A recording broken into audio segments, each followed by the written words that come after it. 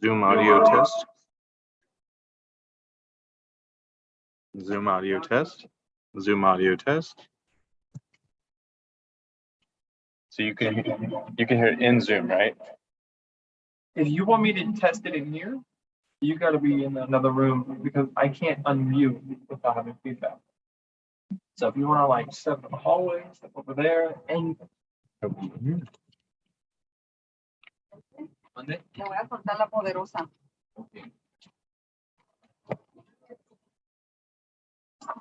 Zoom audio check.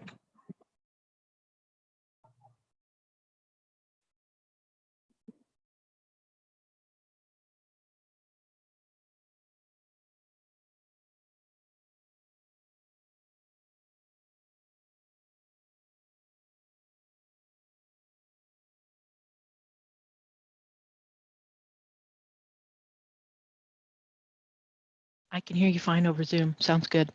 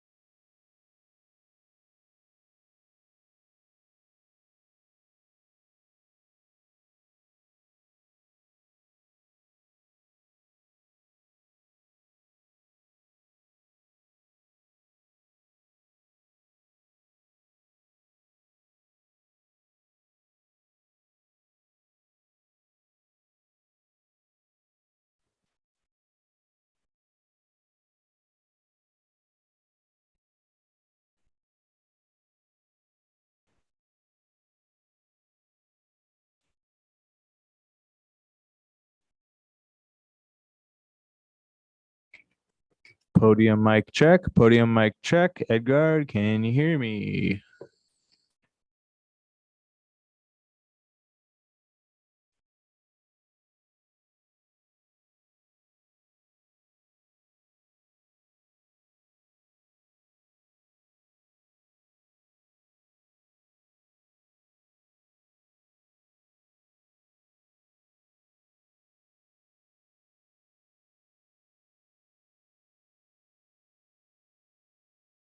Hey, could you hear me?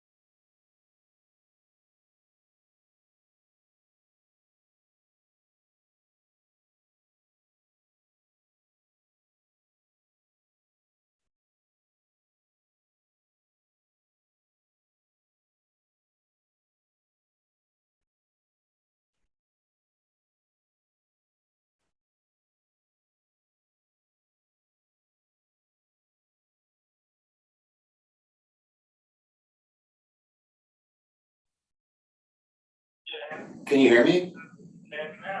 What? Hello?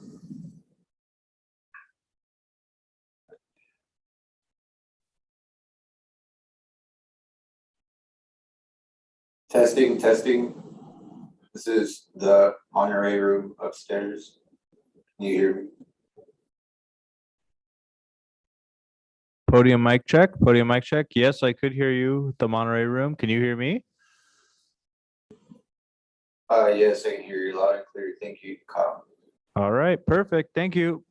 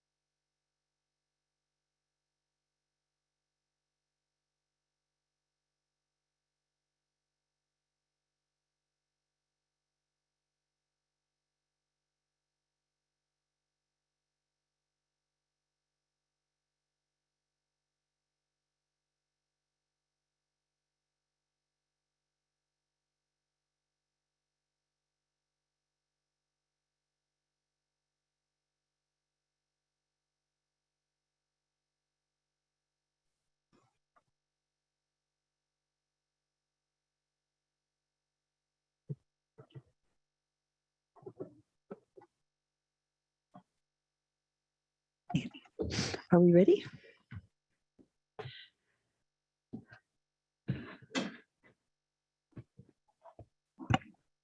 Let the fellow at the end get all settled.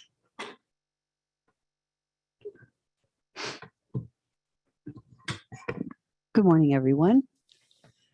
I would like to call to order the Monterey County Board of Supervisors meeting for Tuesday, April 26th. Could we have a roll call, please? Yes, Madam Chair, let the record reflect Supervisor Phillips, Chair Supervisor Adams, Supervisor Askew are present in the board chambers with Supervisor Alejo and Supervisor Lopez present via Zoom. Thank you. And I'm happy to announce that we have Iracemi Lopez staffing us today. Are there any additions and corrections for the closed session? No, Chair. Thank you very much. And we'll be calling for closed session items number A through C. Is there any member of the public that wishes to comment on anything on the closed session today? I see no one in chambers. I see one hand just raised through Zoom. And if we could have that person speak, I'm afraid I do not have that information. That's Jaden Lopez. Jaden Lopez, if you are able to unmute yourself by pressing *6, we can take your comments on items on today's closed session agenda for the Monterey County Board of Supervisors.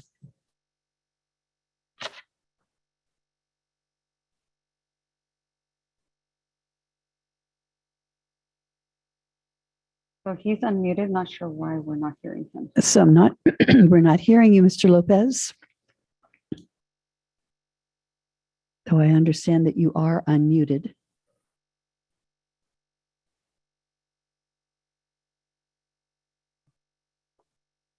I'm awfully sorry. I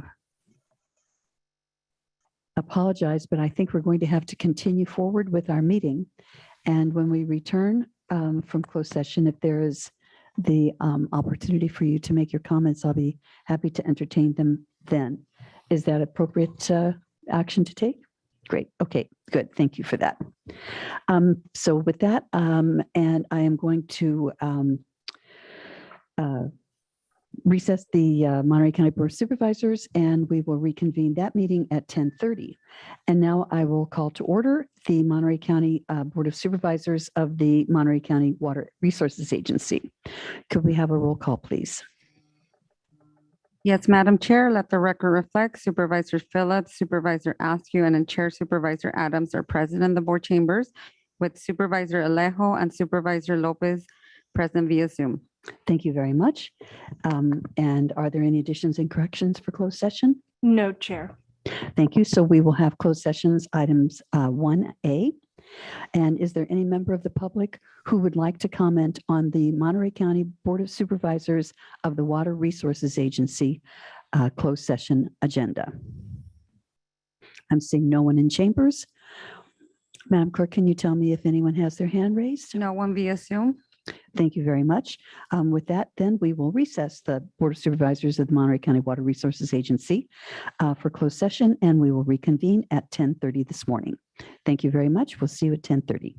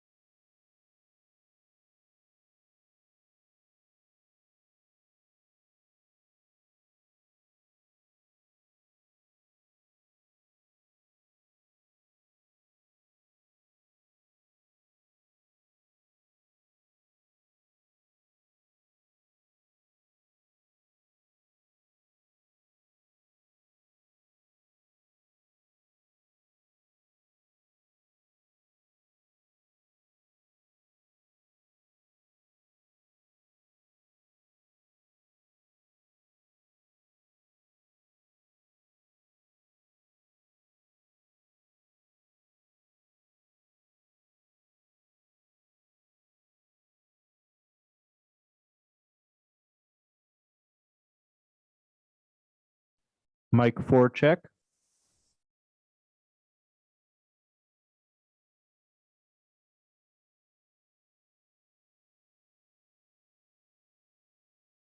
Mic 5 check.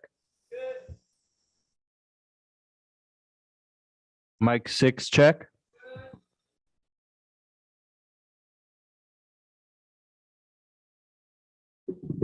Mic 10 check. Mic 11 check.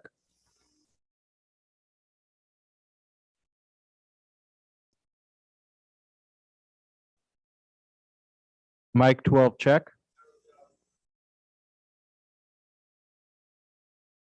Hit the what? Oh, Staff mic check. I'm not sure what number. Okay, staff mic 1 check. Staff mic 2 check.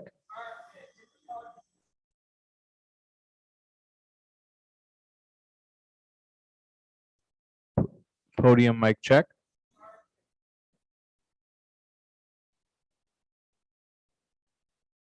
yes, sir.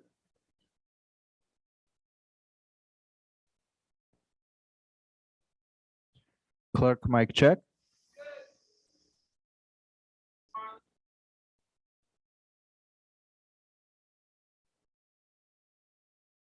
Wireless mic 2 check.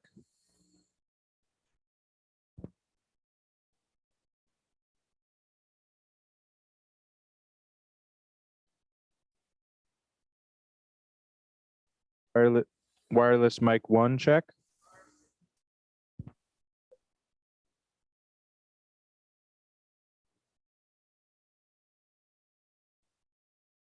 This is the Monterey room doing a Zoom audio check.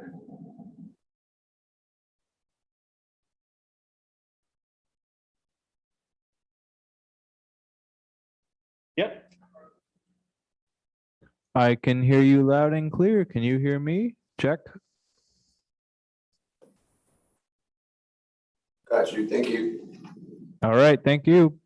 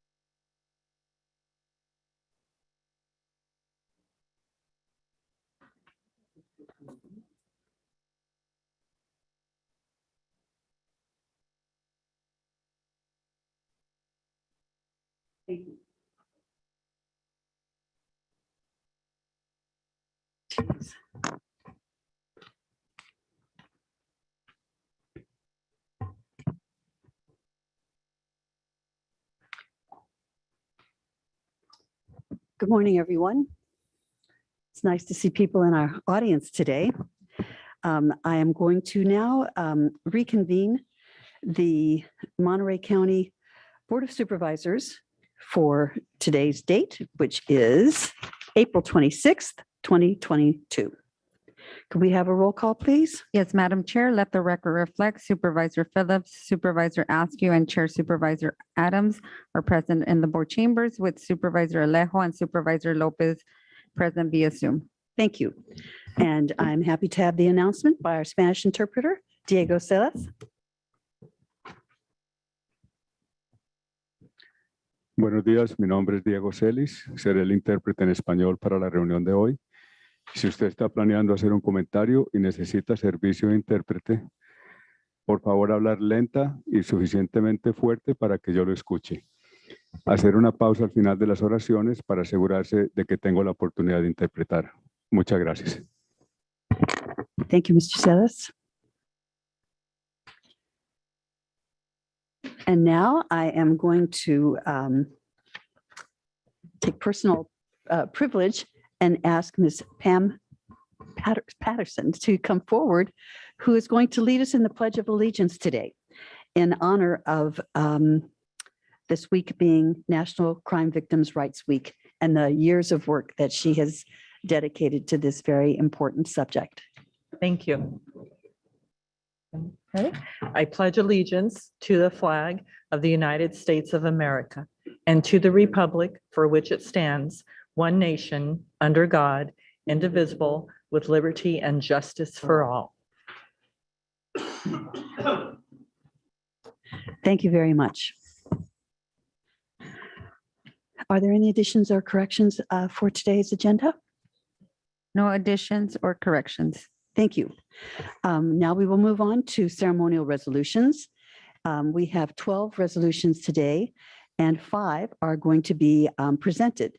And before we get into our presentations, et cetera, I'll see if there are any comments or questions from any members of the board on today's resolutions.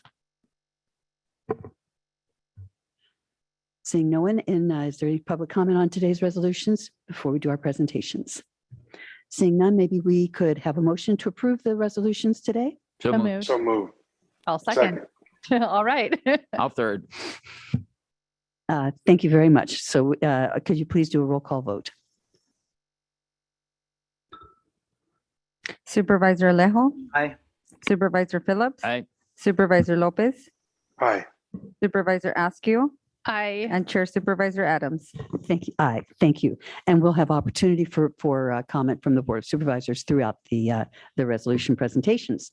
The first resolution we're going to adopt today is proclaiming the week of April 24th to April 30th as National Crime Victims' Rights Week. And I'm going to be presenting that today. And if you could please come forward.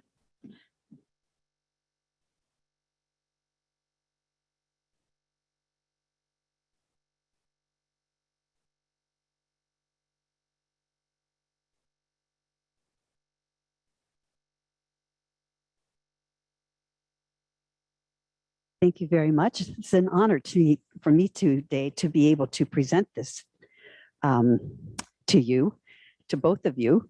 I had heard, rumor had it that you were both going to be out of town today, so it was a delight to walk in and see you here. Thank you both very much for the years of service that you've provided to our county, but more particularly to the many victims of crime who we have and who continue to go through such lives of horror. So I'm not going to read all of the whereases, but I'm going to read a number of them. But I'm going to ask if you could either hold the microphone or maybe the resolution. Okay, why don't you hold the resolution? Great. Okay, here we go. So whereas in 1982, the President's Task Force on Victims of Crime envisioned a national commitment to a more equitable and supportive response to victims. This commemorative week celebrates the energy, perseverance, and commitment that launched the victims' rights movement, inspired the progress, and it continues to advance the cause of justice for crime victims. And crime can leave a lasting impact on any person, regardless of age, national origin, race, creed, religion, gender, sexual orientation, immigration, or economic status. And incorporating communities, existing experts, and trusted sources of support into efforts to fully serve survivors will develop a criminal justice system's response that is truly accessible and appropriate for all victims of crime. With the unwavering support of their communities and victim service providers behind them, survivors will be empowered to face their grief, their loss, their fear, their anger, and hope without fear of judgment, and will feel understood, heard, and respected. Serving victims and rebuilding their trust restores hope to victims and survivors, as well as supports thriving communities. Engaging a broader array of healthcare providers, community leaders, faith organizers, educators, and businesses can provide new links between victims and services that improve their safety, healing, and access to justice. Honoring the rights of victims, including the rights to be heard and to be treated with fairness, dignity, and respect, and working to meet their needs rebuilds their trust in the criminal justice and social service systems. And whereas the District Attorney of Monterey County has established an active victim assistance program, which has been assisting victims and witnesses of crime for over 40 years. And whereas in 2022, the Monterey County District Attorney's Office Victim of Crime Unit provided 17,032 mandated services to more than 3,043 new crime victims in Monterey County. Whereas National Crime Victims' Rights Week provides an opportunity to recommit ensuring that all victims of crime, especially those who are challenged to reach or serve, are offered culturally and linguistically acceptable and appropriate services in the aftermath of crime. And now therefore be it resolved that the Board of Supervisors of Monterey County reaffirms commitment to creating a victim service and criminal justice response that assists all victims of crime during Crime Victim Rights Week and throughout the year, and to express our sincere gratitude and appreciation for those community members, victim service providers, and criminal justice professionals who are committed to improving our response to all victims of crime so that they may find relevant assistance, support, justice, and peace.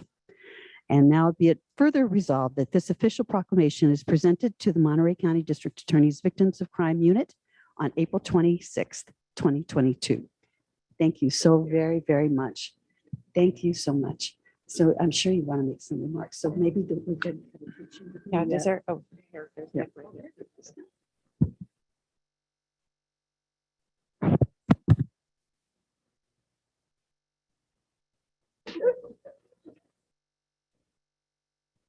Well, thank you for the resolution. We very much appreciate it. This Friday is our 23rd annual Victims Dedication Ceremony, and it's open to the public. It'll be outside this year. Normally it's here in the chambers, but this year it'll be outside. We anticipate a good showing. And we have the absolute good fortune this year to unveil our Victims Memorial Statue sculpture, which was installed last week and will be unveiled for this year's ceremony. So thank you for your support. We look forward to continuing to work with the Board of Supervisors and providing services to victims countywide. Thank you. And would you like to make some remarks? No. Madam, Thank you so much. Madam you. Chair, Yes, please. if I might, we were just talking about when Pam Patterson started in the DA's office, what was it, 42 years ago? Yeah.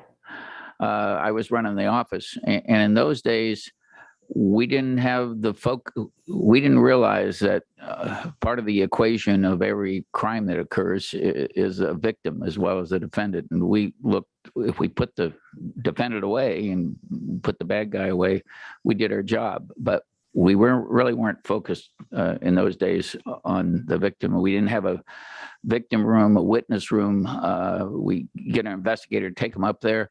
They didn't go to sentencing. They weren't involved in the sentencing process. I took a victim up with me at sentencing one time, and the judge called me up and chewed me out for putting him on the spot at the sentencing. And so what has evolved, I think our DA's office is one of the most robust victim witness programs any place. And it all evolves out to this lady, Pam Patterson, that has really elevated everything in here and put the focus on the victim as well as the defendant. So we thank you for your years and what you've done. So. Thank you, Supervisor Phillips. Is there any other member of the board that would like to make comment? And I am not seeing whether or not Supervisors Alejo or Lopez have their hands raised. Great. Okay, thank you. Thank you both very, very much. And I'm going to continue to stay down here and do the next resolution that will be presented as well. And I'm taking things out of order a bit. And this is to adopt a resolution honoring the Monterey County Health Department, Public Health Bureau Tuberculosis Control Unit for receipt of the 2022 Centers for Disease Control and Prevention U.S. TB Elimination Champion Award.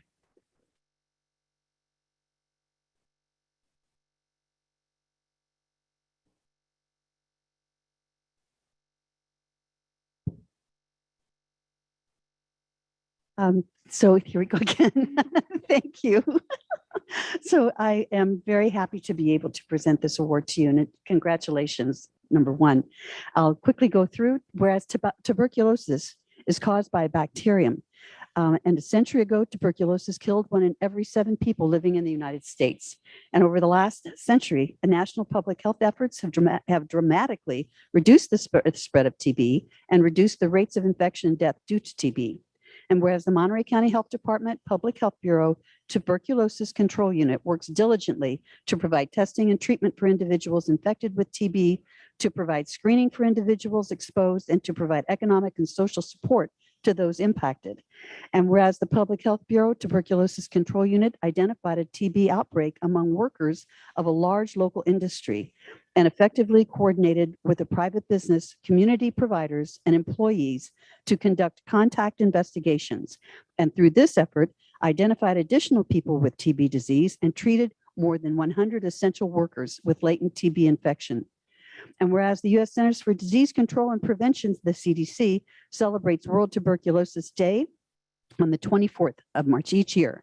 And whereas the CDC acknowledges that the Tuberculosis Control Unit successfully managed this TB outbreak among essential workers amid the ongoing COVID pandemic. Whereas on March 24th, the CDC recognized the Tuberculosis Local Control Unit as a 2022 CDC US TB Elimination Champion for contributions to preventing and controlling TB in the United States. Now, therefore, be it resolved that the Board of Supervisors of the County of Monterey, on behalf of all residents thereof, hereby congratulates the Monterey County Health Department Public Health Bureau Tuberculosis Control Unit on being recognized nationally by the CDC on World Tuberculosis Day, and acknowledges, commends, and thanks the TB Control Unit for years of dedicated work protecting the residents of Monterey County. So thank you so very much for all of the work that you do, both of you. I really appreciate it. And maybe you would like to make a couple of comments? Good.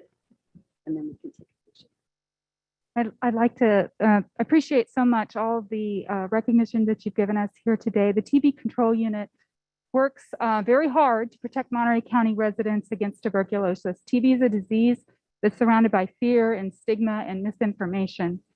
The TB Control Unit went beyond what was expected of them to try to address the community's needs in a way that met the community's expectations and really tried to reduce barriers to seeking TB care. So I want to introduce to you Birgit Arctander. She is the supervising public health nurse who leads the Tuberculosis Control Unit and was helped coordinate this effort.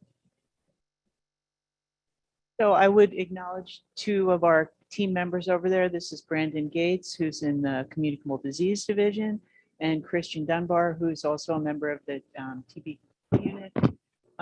You know, I've got to say that we're very lucky at the county to have people that have a lot of years of experience and expertise in working with patients with tuberculosis, Christy among them. We're very proud of our award with the CDC and, you know, really proud to be representing Monterey County in this effort. A couple of people that aren't here today that deserve recognition. Ella Harris, for one, Director of Public Health Nursing. we couldn't have done this without her. She had great insight and has worked closely in tuberculosis with Christy for many years in the county.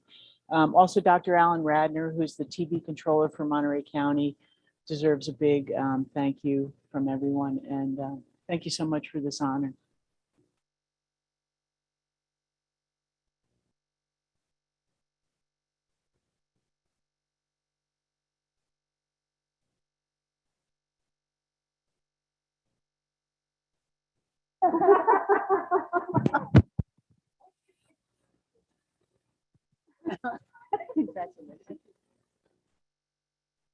Thank you. And now we are going to have Supervisor Askew come down and do a presentation for National Autism Awareness Month in Monterey County.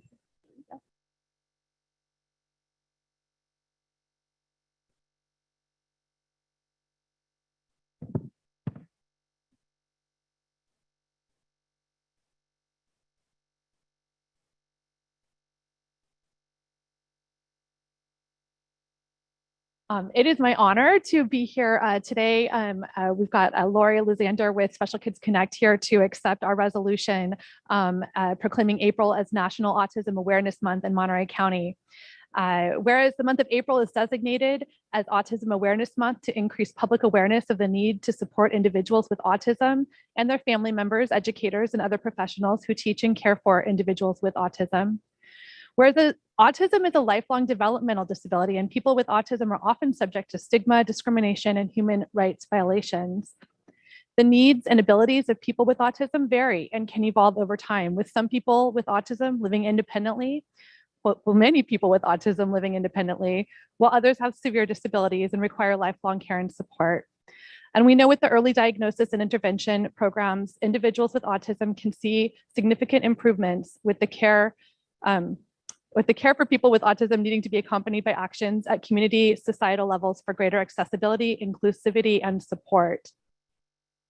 I want to, there's more to the resolution, but I do want to acknowledge and thank many individuals in our community, including Special Kids Connect, for helping parents navigate the educational systems that can be so deeply challenging, and want to just give a quick shout out for the Rights Law, a workshop that you guys are hosting. For any parent who has a child who's struggling in school or struggling socially, being able to navigate the educational and health systems is challenging.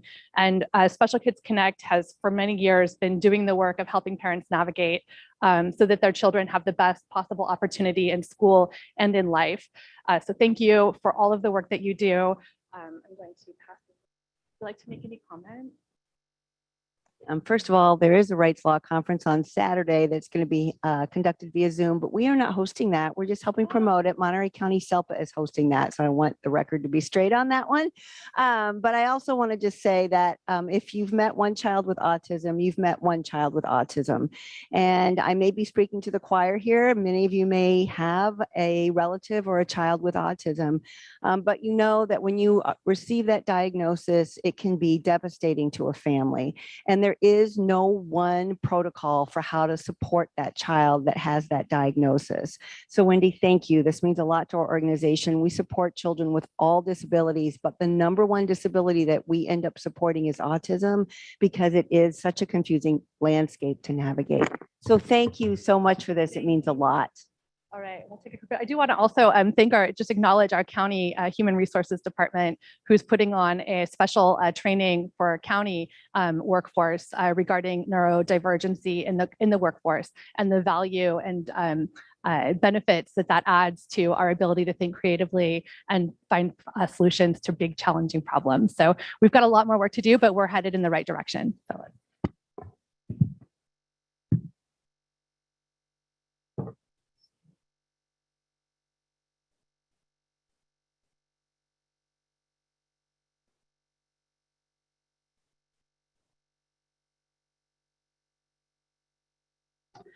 And Supervisor Askew, I believe that you're also going to be presenting a resolution for Fair Housing Month. I do, and I believe we've got some folks from Echo Fair Housing on Zoom with us.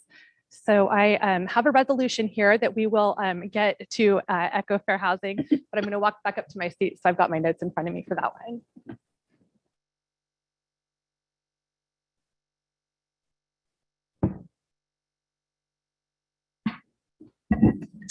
And just to thank my colleagues again for supporting this resolution, which proclaims April 2022 as Fair Housing Month in Monterey County. Every April, our nation observes Fair Housing Month in recognition of the long-lasting impact of the deeply rooted history of discrimination in housing and the dire need to continue to address inequities and battle against discrimination in housing. In California, it is illegal to discriminate on the basis of race, color, national origin or ancestry, religion, sexual orientation, marital status, physical disability, or source of income, or the fact that someone has a child or not, children or not. In Monterey County, as we renew our commitment to support the efforts of the Monterey County Governing for Racial Equity Initiative, which actively works to advance racial equity and fair access to housing by addressing institutional and structural racism in housing and the built environment.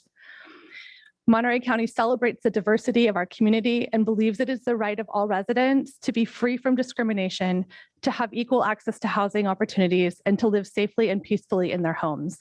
And I think that underlying all of this is the board's commitment to ensuring that everyone in Monterey County has safe, affordable housing.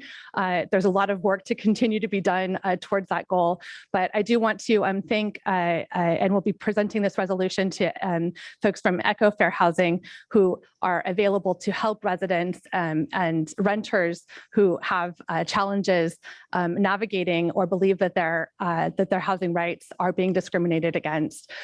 Do we have someone from Echo with us to make a brief comment? Yes. Great. Thank you so much for joining us today and for the work that you do. Thank you so much. My name is Sharice with Echo Fair Housing, and I'm stepping in for our Executive Director, Marjorie Rocha, who can't be present today. We just wanted to thank the Board of Supervisors for recognizing such an important event in the history of the United States, the 54th anniversary of the Fair Housing Act.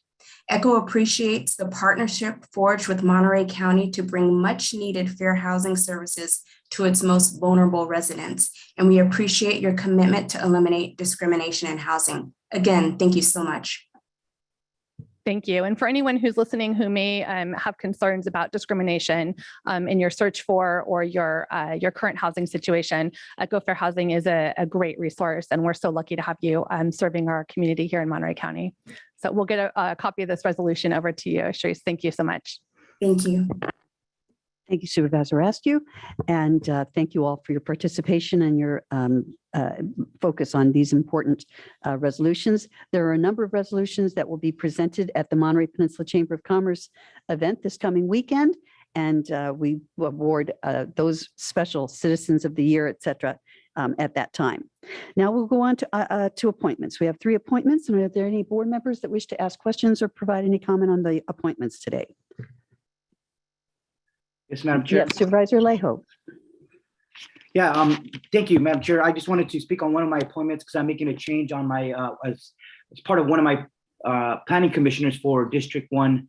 And I just want to take an opportunity to just express my respect and my admiration and my appreciation for the 6+ years that Ana Ambriz served as my commissioner, being a mother, being a Latina, being a resident of East Salinas, and a current city employee for the city of Salinas.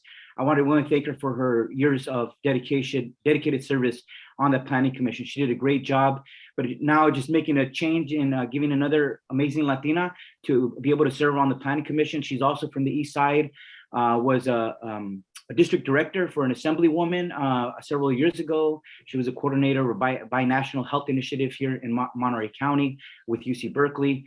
And so today I'm giving Natalia Carrillo an opportunity to step up and be able to serve on the Planning Commission as well. So I just wanted to thank both these amazing leaders, and I hope that Ana will come back and serve as a commissioner in a different role, because I did really like all the work that she did for the people of Salinas. So just with that, it's just expressing my appreciation for these 2 amazing leaders. Thank you, Madam Chair. Thank you. Is there any member of the public that wishes to comment on these appointments? Seeing none, if I could get a motion to move forward. I'll move for approval. Thank you. Is there a second? Second. So that's Luis Alejo and John Phillips. Could we please have a roll call vote? Supervisor Alejo? Aye. Supervisor Phillips? Aye. Supervisor Lopez? Aye. Supervisor Askew? Aye. And Chair Supervisor Adams? Aye. Thank you. The motion carries. And now I'm going to recess the Monterey County Board of Supervisors to take up some smaller agenda items that we need to do today. The first is the East Garrison Community Services District, which I am now calling to order. Can we please have a roll call? Yes, Madam Chair, let the record reflect. Director Phillips, Director Askew, and Chair Director Adams are present in the board chambers with Director Alejo and Director Lopez joining via Zoom. Thank you. Are there any additions or corrections for the closed session? No, Chair. Thank you. Is there any member of the public that would like to comment on any items that are not on this agenda, the East Garrison Community Services agenda? I'm seeing no hands raised and no one coming forward, so we will move forward with the consent agenda. If I could have a motion to approve. Oh, sorry, I need to make a comment on the minutes of, I think it was, yes, January 11th. There was a question that was brought forward because it indicates that the meeting minutes reflect Wendy Rudasky as chair on the title page and in the minutes, but they list Supervisor Adams as chair for the signature portion of the minutes. And just wanted to be sure that, don't know if that's because the minutes are being approved while I was chair. I'm not clear why that was, it showed one place and one another, but I just wanted to draw it to our attention. Would you like for us to take a look at it and bring it back? We probably should amend it at some point. Okay. Yeah, good. Okay, thank you very much for that. So if we could please have a motion to approve the consent calendar. So moved. Thank you. Is there a second? Second. Thank you. Can we have a roll call vote, please? Sure.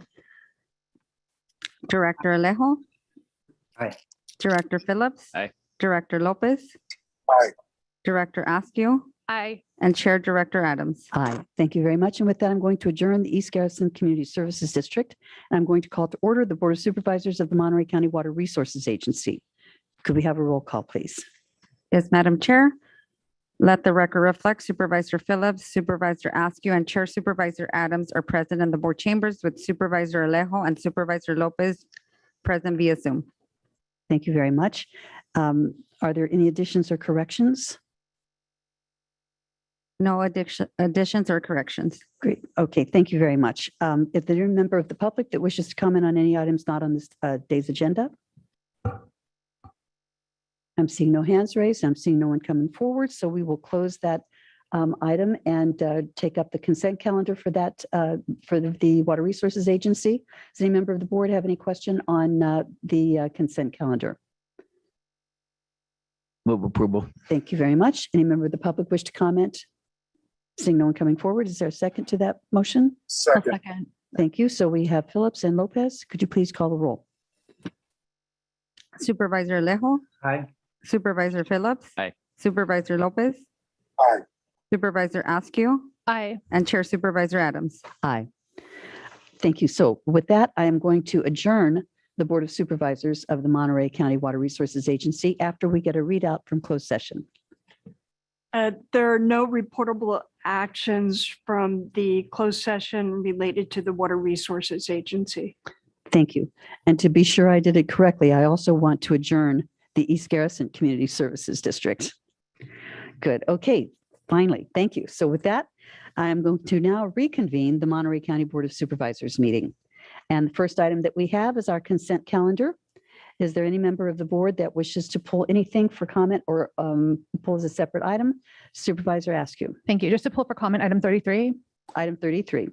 Okay. And is there any other member of the board that wishes to pull anything for question or comment? Seeing none, I'll pull 33 for comment and 56 for comment. Is there any member of the public that wishes to pull anything from the consent agenda for discussion? I'm not seeing any at all. So why don't we go ahead and we'll go take a look at item 33 and then 56. Great. Thank you. So for item 33, it's a contract for a healthcare one-stop search agency for nurses and clinical technicians for Natividad Medical Center. And I fully support the request. And I just want to acknowledge that maintaining the recruitment and retention of our healthcare workers is a challenge that not only Natividad is facing, but that many, many healthcare organizations are facing. And I think that for me, this item underscores the the need for our community to do what we can to address underlying worker retention and recruitment issues. And just to be very clear that I'm interested in doing whatever we can do from where we sit to ensure that we are investing in our existing staff so that they have a job that they're interested in staying at, and that our recruitment strategies are intended to ensure that we have adequate staffing at our healthcare facilities here in Monterey County. Thank you. I actually had pulled 33 as well. I also am totally supportive of the motion, but I just felt because we're adding $14 million in a revised contract, not to exceed more than $69 billion, since it was such a big number, I just wanted to make sure that we were disclosing the amount to the public. I also pulled item number 56 for comment. And this is to approve and authorize the Chief Information Officer of IT to execute an amendment to a standard agreement with David Lloyd, doing business as Jane's Answering Service, for renewal of the after-hours telephone answering services for the county. And I'm absolutely curious about this. With everything that we have as far as technology goes, I'm really curious why we are relying on a human answering machine, a human answering service. Is our technology so far behind that we have to rely on, a human, heaven forbid? Can you give me any response to that, CA?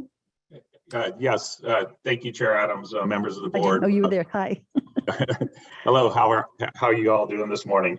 So yes, this is actually part of a portfolio of things that we use to support our technology. So instead of having staff be, doing overtime by being on call for 24/7, we leverage this service to do two things for us. One is if we have a call that comes into our support number during our weekends or after hours, they have a decision tree that they go through as to whether it needs to be escalated to an on-call person to come in and actually do work to bring those services back up for individuals, or they can put it into a ticket that ends up getting handled on the following Monday. This keeps us from having full-time staff, which would be to run a full-time overtime staff during weekends and evenings would take five heads at full overtime pay. And this is a pretty low cost. It got raised this year. It used to be about $20,000 a year. It's on a per call basis, so it's fairly reasonable. It would be less than 100 overtime hours that pays for this service, and we would incur that within the first month, and this is for a full year. It also gives us the ability they get all of our automated calls that come from our systems. So when our systems fail, those go to the answering service. They have a decision tree to make sure that they call the right on-call person to come here, so we don't have to have multiple people paged out, multiple people come and then pay multiple people overtime. So it's a fairly low-cost solution. We did actually been having that conversation. Is there a way for us to eliminate this? And at this point in time, the cost would exceed what we're currently paying for this service. Okay, thank you. And offline, I'll ask you how many people actually picture somebody picking up a telephone and dialing a number and getting a human at the end. So I'd like to talk about it more later, but I'm glad to know that you're looking at additional kinds of things that we can do. Okay, with that, I would like to bring it back to the board then. I think we checked for public comment and there were none. If we could have a motion to approve the consent calendar for today. Thank you. There is public comment, hands raised. I'll second. Thank you. I'm sorry, but I'm not seeing any hands raised here, but. Have Jaden Lopez. Okay. Okay, Jaden Lopez, your hand is raised. If you would like to make comments on today's consent calendar. He's unmuted now. If you could, I see that you are unmuted. If you would like to make your comments.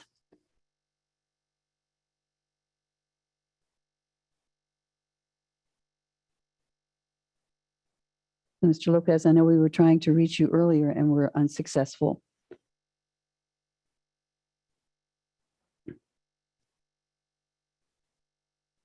I'm so sorry. We can circle back to you later on if you're able to figure out the phone system. I know you need to press *6 to mute and unmute, and I know you've already done that.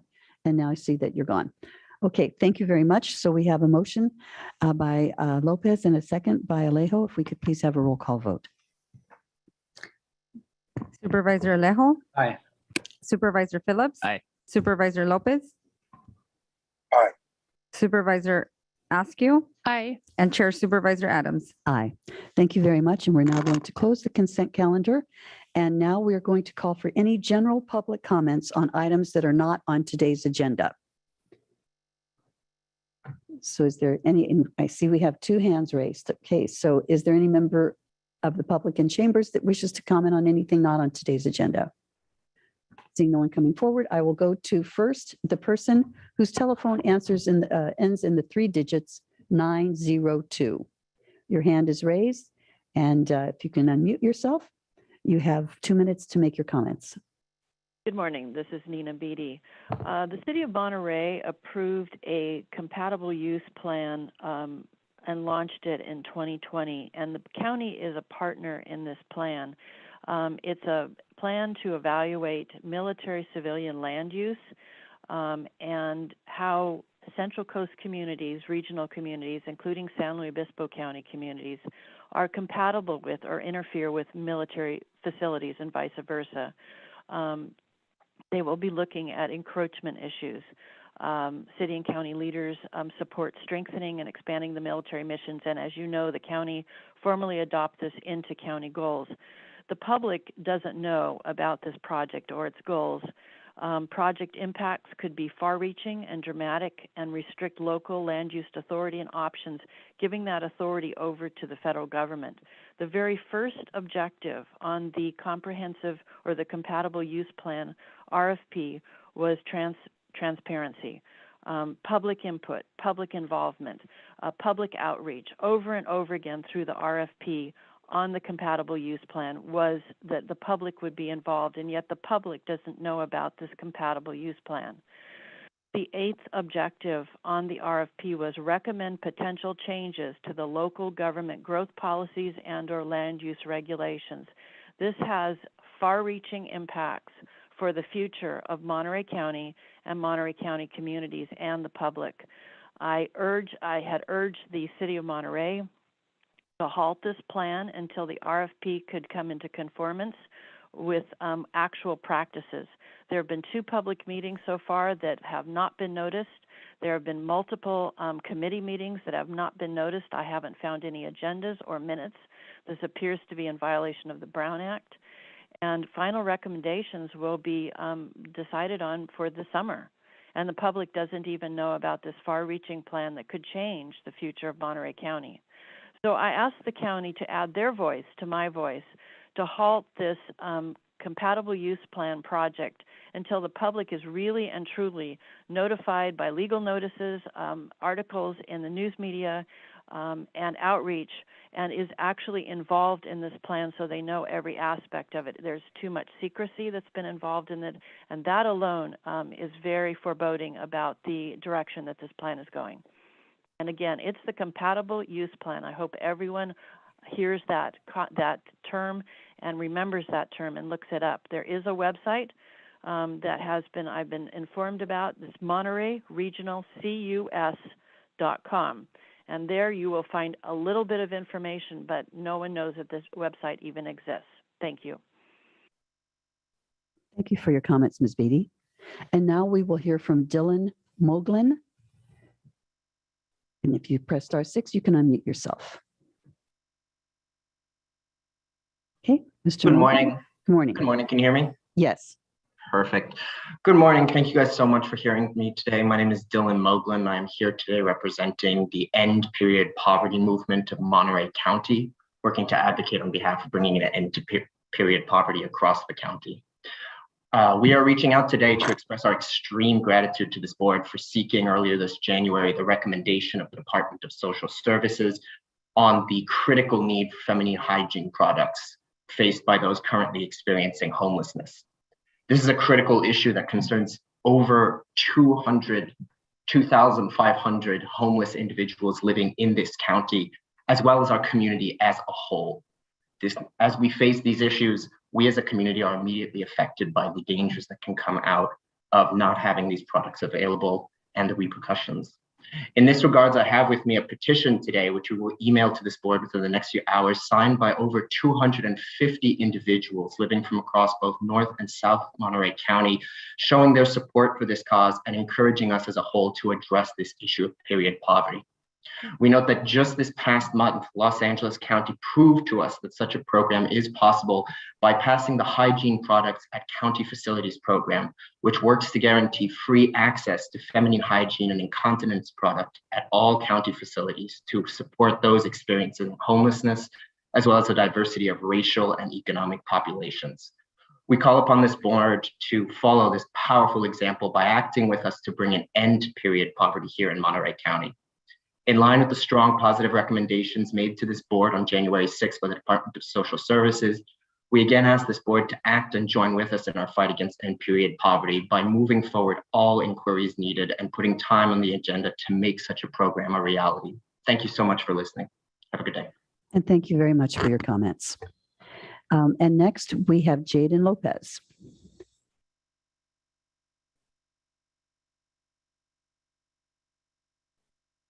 And Jaden, please press *6 to unmute yourself. There we go.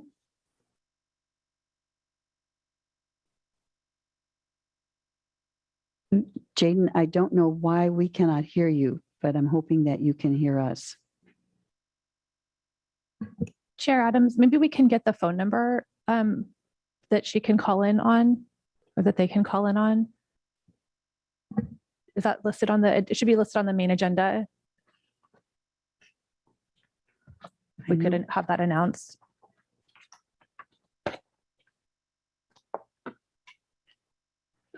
So could you please read out the number? Jaden, please take this number down and you can attempt to call in on this line and you would be able to connect to us. It's 1-669-900-6833. I'm going to repeat it again. It's 1-669-900-6833. And *9 will raise your hand. So if you have heard us and you have that number, could you please put your hand down and I'll know that you've heard us. And you would do that by pressing *9.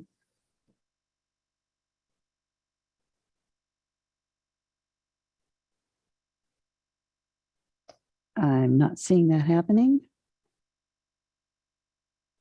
which makes me think that probably did not get the telephone number. So I'm so sorry, Jaden Lopez, that we are going to need to move forward with our meeting.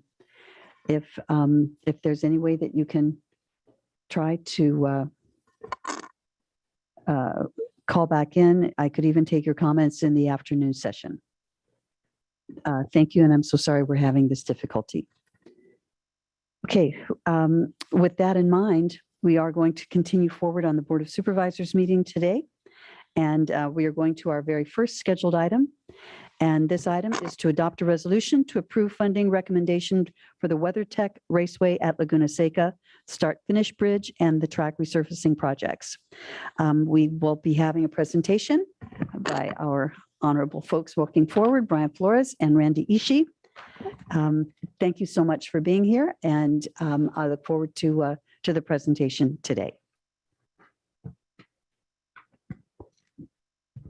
Good morning, Chair and members of the board. I am Randy Ishii, Director of Public Works, Facilities and Parks. And as stated, the item before you today is to consider the funding for the construction phase of the Laguna Seca Start Finish Bridge project, as well as the track project, and also to consider adoption of a subsequent resolution memorializing that. With me today for this presentation is Brian Flores, the Chief of Parks, as well as Finance Manager 3, Jessica Cordero Martinez, and John Norigi, the management company's President General Manager. The format for today's presentation is a brief background of what has transpired to date. We will then talk about the concept bridge. We'll then talk briefly about the finance options, and then we will open up the sponsorships and discussion to Mr. Norigi, as well as some additional points that he would like to bring up, and then we'll be available for any questions. So with that, we'll go into our next slide. Again, by way of brief background, back in October 19th, 2021, staff brought to your board the item to approve $750,000 from the cannabis tax assignment, which effectively started off the design phases for this project. And bullet pointed up on your screen, as well as in the board report, are where the different allocations of that $750,000 had gone. Direction will also provide the staff to come back to add this project to our capital improvement program. So on December 8th, 2021, staff brought back to the Board of Supervisors the bridge and track projects for consideration to add back into the CIP. That was approved by your board, and it was also discussed as to the business plan for Laguna Seca. Also from that meeting, we talked about the potential sources, which included transient occupancy tax, cannabis, the Laguna Seca recreational area surplus funds. And staff was directed to come back to the board with these funding options. Prior to coming back to your board, staff brought this item to the Budget Committee at its March 30th, 2022 meeting in accordance with other funding requests that get brought to the Board of Supervisors. And the Budget Committee provided a recommended preferred funding source. We will see that later today, and it's also memorialized in the board report. With that, I'll hand the floor over to our Chief of Parks, Brian Flores. Thank you, Randy. Good morning, supervisors, members of the public, county staff. What we're looking at here is a conceptual 3D image of the bridge design.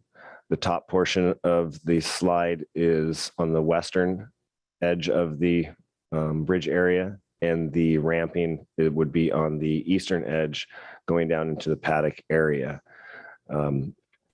The design is a metal span bridge, and on the downhill side where the ramping is for ADA access, as well as golf carts and other types of transportation that will be used across the bridge. There's a number of retaining walls that must be built, as well as abutments for the bridge itself. The bridge will be shifted from its current location, I want to say approximately 50 feet from its current situated place, and that will be shifting southwards, and also would be included as a new starter box as well. Next slide.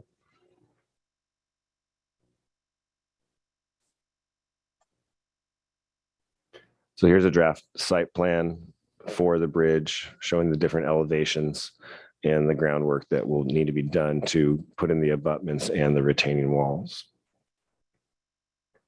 Next slide. And I'll hand this over to Jessica Cordillero Martinez, our finance manager for PWFP, and she can speak to the budget and the financing. Good morning, Board of Supervisors. What we're looking at here is the estimated budget for the unfunded portion. So based on our initial estimates, these two projects are going to cost about $10.175 million.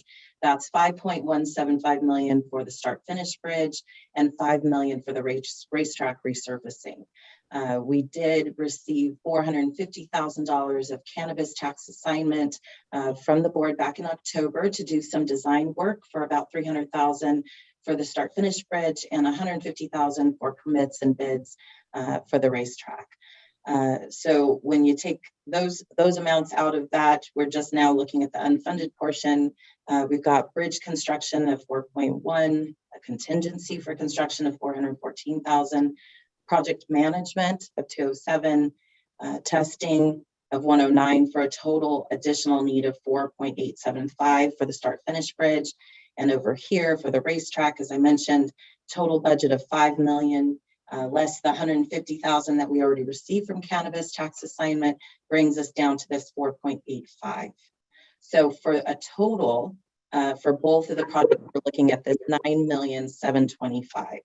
So that's what we're coming to ask for funding for today.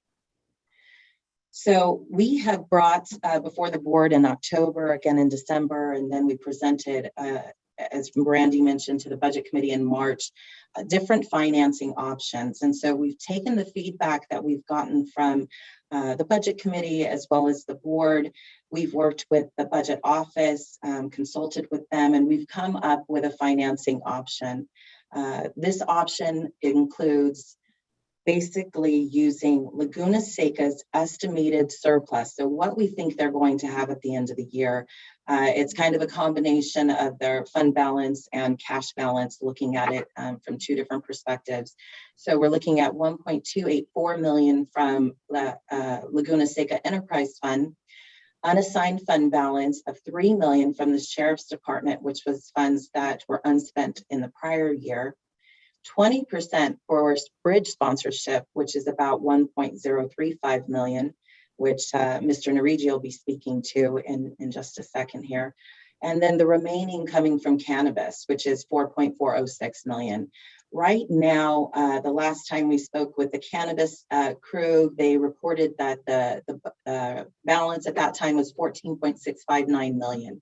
So if the 4.406 is used, it's going to reduce the balance down to 10.253, which is right here. So this is staff's recommendation. However, there is another option, which is to use the funding sources presented here, but instead of having cannabis be a straight contribution to Laguna Seca for this, it could be set up as a loan. So this slide here sets out the terms and the sources for repayment. So we're looking at term of probably more like 10 years with 0% interest.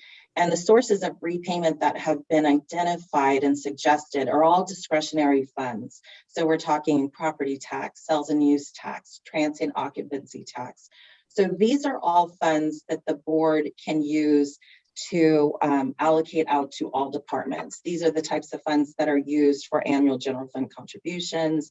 They're used for funding economic development set-asides for the road fund coming from TOT, of course. So if these funds are used, then it will reduce your ability to apply them for other purposes and other needs that the county has committed. So this is another option. So it combines this setup of using these four sources along with potentially applying cannabis as a loan. And I will turn it over to Mr. Narigi to speak on the sponsorships. Thank you. Good morning, board members. We have been working aggressively to meet the 20% commitment from sponsorships. Currently, we have 3 viable proposals out. They're long-term proposals, none of which are major sponsors currently at the track. I've also made calls to potential donors, but as I have mentioned in the past, those donors are actually, and sponsors are actually looking to see what action is taken today by the board, given the county does in fact own Laguna Seca. There was a question, I believe, at the last board meeting from Supervisor Alejo as it related to the bridge. The new bridge is about 160 feet in span. So obviously we all know currently we have a title sponsored by WeatherTech Raceway Laguna Seca. Lexus is up there. But per Steve Fields' and looking at the agreements, there is additional space. And also those agreements are up for renewal. Secondly, something we don't have at the track any longer, we've never had, are massive retaining walls, which are part of the site improvement. They run about 250 to 300 feet of space, which will be marketed to sponsors for selling of signage. And that is newfound revenue towards the track. The sight lines, which means can TV cameras pick them up? Can the patrons at the park that come to see the event see it? Yes, and that's what sells to potential sponsors as we go forward. So we are aggressively pursuing it. We are positive regarding it. And I am committing to that 20% commitment. I have a few other comments I would like to make. First of all, I want to thank you all for the support to date on this critical project. The funds are required and hopefully today we make it a reality. When A&D was awarded the management agreement to operate, You asked to make sure it's operated as a business, not a racetrack. The team there now has embraced that and the new mission. We originally presented this project as critical to the future of the recreational facility, not just the racetrack. If it is to remain as a world-renowned racetrack, event center, and park, but most important, revenue producing for the county. And I want to stress that. The approval of the funding source also is critical today, so it will become a positive marketing tool for us, meaning the bridge, that ownership has committed to the facility. It'll represent to the industry and your loyal long-term supporters of the track that the supervisors and county staff want to see this move forward. The commitment of the funds is also a verification to the residents and the tourism industry that you support the economic impact it has on so many critical services and county programs. Programs desired by the residents, which are financially supported by the economic impact generated by the events at Laguna Seca. The economic impact supports job growth. It supports your nonprofits. It supports tourism, your social services, and programs desired by the board and the tax revenue for local cities. Laguna Seca is revenue producing for this county, and I need to stress that. Maybe not at the bottom line every year, but it is revenue producing to the county. It is the strongest economic engine of all venues in your county, entertaining a minimum of 5 major events per year. And in order to continue and grow that economic impact in the future, the investment is needed now. 2023 planning is progressing, and the approval of the resolution being asked of you today will determine 2 critical events currently under serious consideration. Events want to be at Laguna Seca. Their attendees want to spend money in your county. The condition of the facility, however, remains the major concern. The projected economic impact for 23, including the 2 new events, is estimated to be north of $7.3 million in tax revenue to the county, not including what goes to the state, and $139 million in direct spend to local businesses. In closing, I urge you to support the staff's recommendation and resolution as written. Laguna Seca is being operated as a business, not just a racetrack as in the past. This effort has been noticed by those loyal to Laguna, the series, the business and community leaders, volunteers, and sponsors. The asset is owned by the residents of the county, with you, the board, representing their best interests. Your determination today regarding the funding source is critical to its future. Thank you. Mr. Ricci. Take it back to staff. So that would wrap up our presentation. If the board has any questions, we'd be happy to answer them. Thank you very much. So let's see what we have going with our staff, with our board. Is there any member that wishes to ask questions? I think because my screen sharing is still on, I'm unable to see hands raised. There we go. Any comments from staff? Sorry, Supervisor Root asked you. Real hand up here. I just as a point of clarification, I want to be really clear. The budget committee was referenced. This did come to the budget committee, but there was not a clear recommendation from the budget committee. And so I just want that to be clearly communicated and documented. I believe that some of the numbers that were presented were discussed in the budget committee with one of the members supporting them. And the other recommendation was to have a loan funded out of future Laguna Seca revenue. And so those were the outcomes of the budget committee recommendation. So just want everyone to be clear that there isn't a clear recommendation that came out of budget committee discussion. And then as far as a question, and I'll have more comments, but the $10 million that's being requested for this project did get included in with the unfunded capital improvement project list for the upcoming fiscal year 23. And I do think it's important that in the context of considering capital improvements request that we all are on the same page about the choices that we're making in the the other projects that are also included in that capital improvements request list, given the limited resources that we have available. Are you able to put up on the screen the unfunded projects for fiscal year 23? Do we have that available to us? No, take us a moment to get to that. Yeah, thank you. Sorry, I didn't give any warning. But I just, for the sake of full transparency and understanding, I think that budgets are statements of values and that it's important for us to understand the choices that we're making today in this decision.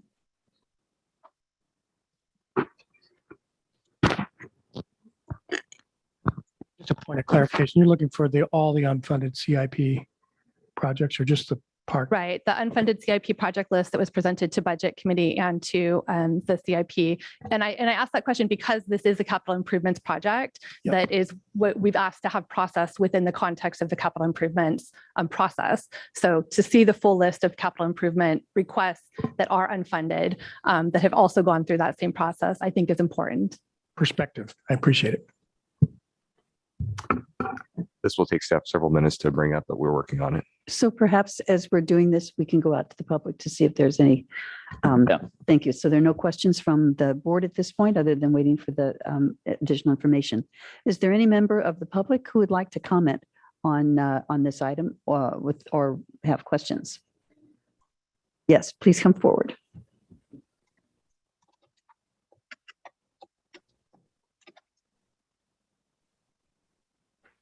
Good morning, Madam Supervisor and Board. Steve Fields, All Field Sports. We are the agent on behalf of the Raceway and the county to raise money in corporate sponsorships, as we have been for the last 4 years under contract with the county, previous 18 with the previous management company. We are working very diligently on raising money on behalf of this project. We were fortunate enough to be a part of the last major fundraising campaign that happened in 2005 when we raised 11.5 million.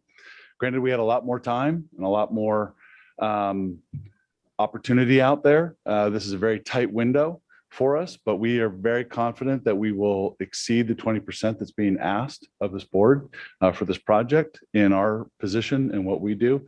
As Mr. Nariti said, we have very viable proposals out right now, which we are hoping to hear back from a few of them within the next month.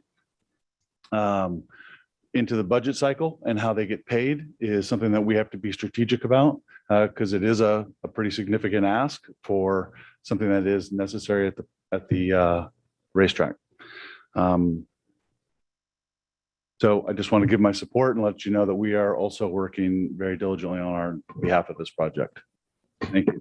Thank you, Mr. Fields. So before I go to the folks online, I think, is this what you wanted to see, Supervisor Radescu? Yes, thank you.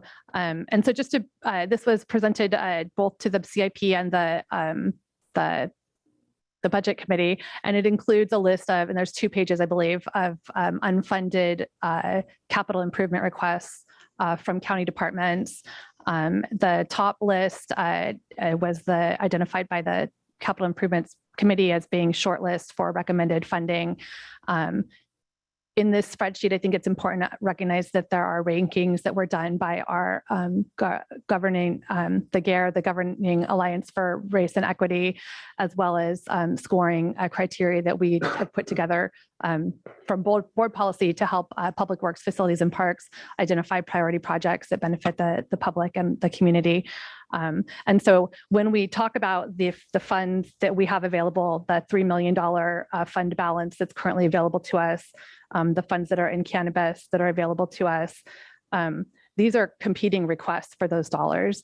And so I'm one voice on this board, but I do think that there are some very significant and meaningful choices that we have to make that are in front of us. And I just wanted to be clear that everyone was on the same page in regards to the choices that we're making about how to spend the choices we're making, and the choices we're choosing not to make, and how we spend these dollars. If we do proceed with the request that's in front of us, or the recommendation that's in front of us today, we can continue on with public comment. Thank you.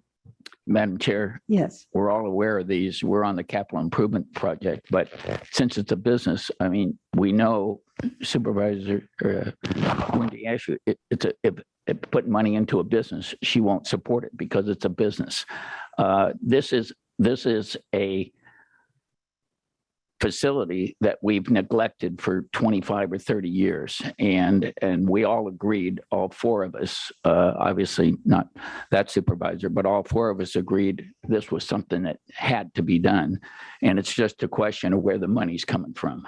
But the capital improvements, you and I said on that, so we're well aware of that. Yes, thank you so much for reporting back from our Capital Improvement Committee.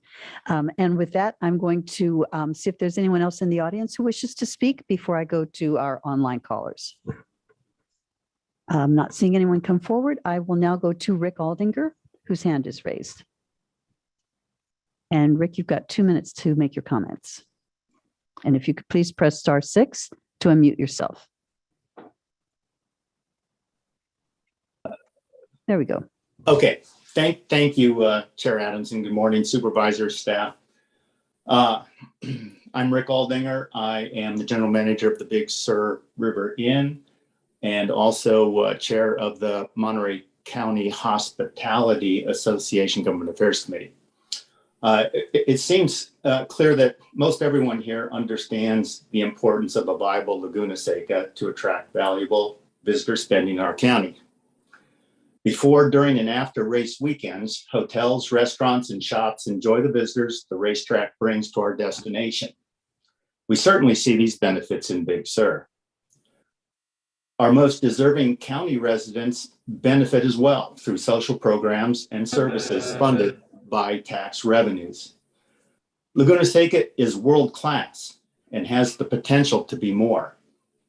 It's an asset, though, that requires care and maintenance to reach that potential.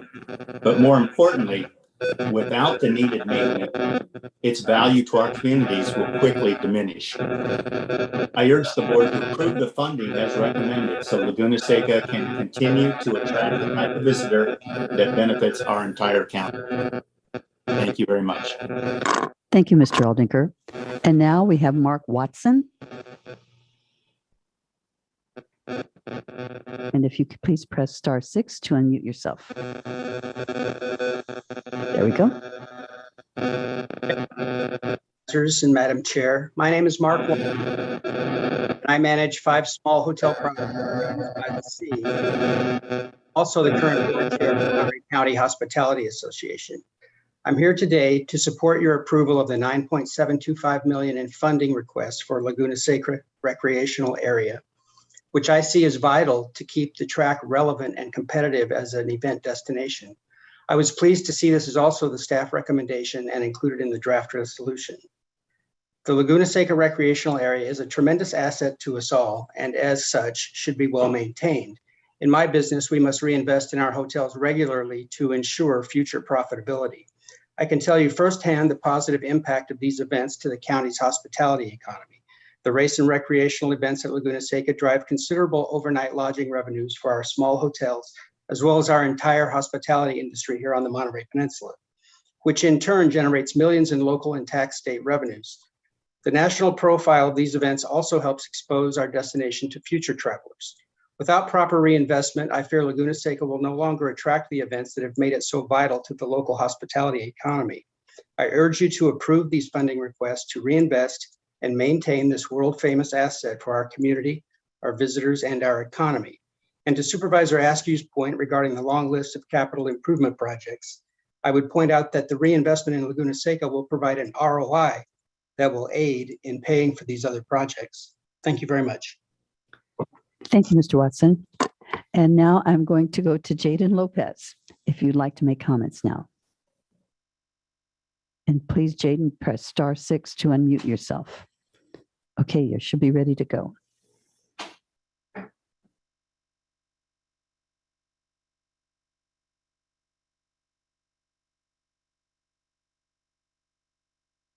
I'm so sorry, Jaden, but we're still not hearing you. I have other hands raised, so Jaden, keep trying and just blurt in whenever you get online, and we'll take your comments. Next, I will go to Bernie Gomez. And you have 2 minutes for your comments. Bernie? Good morning and good afternoon, Madam Chair and Board of Supervisors. I'm just wondering, how this capital improvement ranked this to be a priority to, in regards to GARE, right? I mean, how does this promote racial equity? Especially using funds from cannabis funds, something that's so closely related to the justice system, to folks that are doing life terms for marijuana possessions and stuff like that, right? I think those cannabis tax dollars should be utilized to be directly implemented into the community that's gonna, uplift and prop the community. This community that closely is related to the Laguna Seca. It seems just from hearing the last two speakers that these are people that have money, that either own or manage multiple businesses. I'm just wondering what type of contribution are they actually creating or making to this project. I think it's irresponsible to spend taxpayer dollars for a track. I understand the whole bringing in events and stuff, but if this is a world-class field, I think there is world-class support out there that can come in and be willing to help or support this raceway, not using taxpayer dollars. Again, just thinking about GARE, racial equity, this tool, like how was this used to assess that this is top priority for this county to promote, again, racial equity, or to promote viable incomes, or funds, I mean, who knows when's the next event going to happen? Who knows what type of revenue it's going to create? And even thinking like, well, how is that revenue going to be directed? Is it going to go back to the community, to those that are most marginalized and disenfranchised, or is it going to continue to stay in this pocket of wealth? Just thinking about those things, and hopefully this county can figure something out instead of using taxpayer dollars to create a bridge and all those things. Thank you. Thank you for your comments, Mr. Gomez. Next, we have Carol Charbajan. Good morning, Chair Adams and Board of Supervisors. My name is Carol Charbajan. I am a member of the board of the Monterey County Hospitality Association and a Monterey business. I would say, in answer to my two colleagues and the last speaker, that in point of fact, when you look at the second largest industry in the county, it's hospitality. And these events, as they create room nights, as they create business coming into town, creates the opportunity for people to work, people to be employed, people to be able to live and stay in Monterey County. And I don't know why it's not rich people. It is in point of fact helping those who work in the county and those who are trying to live and stay in the county. So in fact, I would say it is helping a lot more people than just rich people. It's not in point of fact helping rich people. It is in point of fact helping the entire county and all employees in the hospitality industry in the county. I would encourage you to approve this, and thank you so much for your time. Thank you, Ms. Charbajan. And next we have Cesar Lara. Good morning, members of the Board of Supervisors. Cesar Lara with the Monterey Bay Central Labor Council and also MILPA. And I'm strongly opposed to the way this issue is being taken up. It should be restructured as a loan and not as a giveaway to an industry that really could pay itself and pay for this project. As when hospitality workers came to this Board of Supervisors, a majority of the board turned their back on the workers without having a retention language. So is this action that you'll be taking today to really focus on the industry and not working families? I ask that the Board of Supervisors really look at this issue as an issue of race, look at the racial equity tool that is being proposed, and really answer the questions that's been asked earlier about how is this really going to benefit the community, and the return on investment to an industry that really does not uplift workers is not a good investment, especially taking it from a cannabis fund that this is a misuse of funds. I think that the Board of Supervisors could do better. And if they want to invest in this, have the industry pay for itself and restructure this as a loan and not as a giveaway to an industry that could do better. Thank you. I see no other hands raised out in the public, so I'm going to bring it back to the board. And in the order of supervisors with their hands raised, we'll go to Supervisor Alejo. Yes, thank you, Madam Chair. And I would definitely like to make a motion to approve staff's recommendation for the sake of continued discussion here. This is not the first time we've taken this up. This has come to us before, and we actually approved the funding. The question coming back to us is, where do we take the money from? That decision to approve the amount and repave the track and build the new bridge, that was done, I believe, in December. But this is not nothing new to any of us. This is the maintenance and the needs of basic safety and infrastructure at Laguna Seca is something that we talked about for a very long time. And we made changes in the management because of these concerns. And we agree that it should be profitable. And had it not been for the pandemic, maybe we would have had more of that money coming in. But obviously, when we made the change 2 years ago, that's almost at the same time the pandemic kicked in and the shelter-in-place orders kicked in. And so it hasn't been the last typical 2 years of tourism and that is generated through Laguna Seca.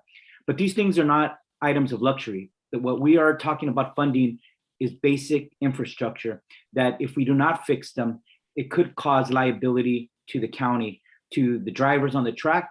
Repaving a track that hasn't been done, I believe, in 10 years is irresponsible for us.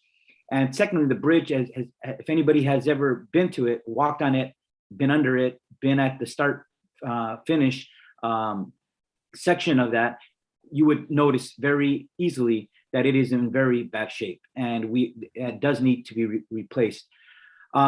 This is not a giveaway to the industry. This track is owned by the people of Monterey County. We are the only county in the nation that owns a world-renowned racetrack, and we've had that responsibility since the Department of the Interior handed over this racetrack to us, I believe, in the early 1960s. And when it's been an asset to our county, and actually an asset to the region, because those events do bring in major revenue.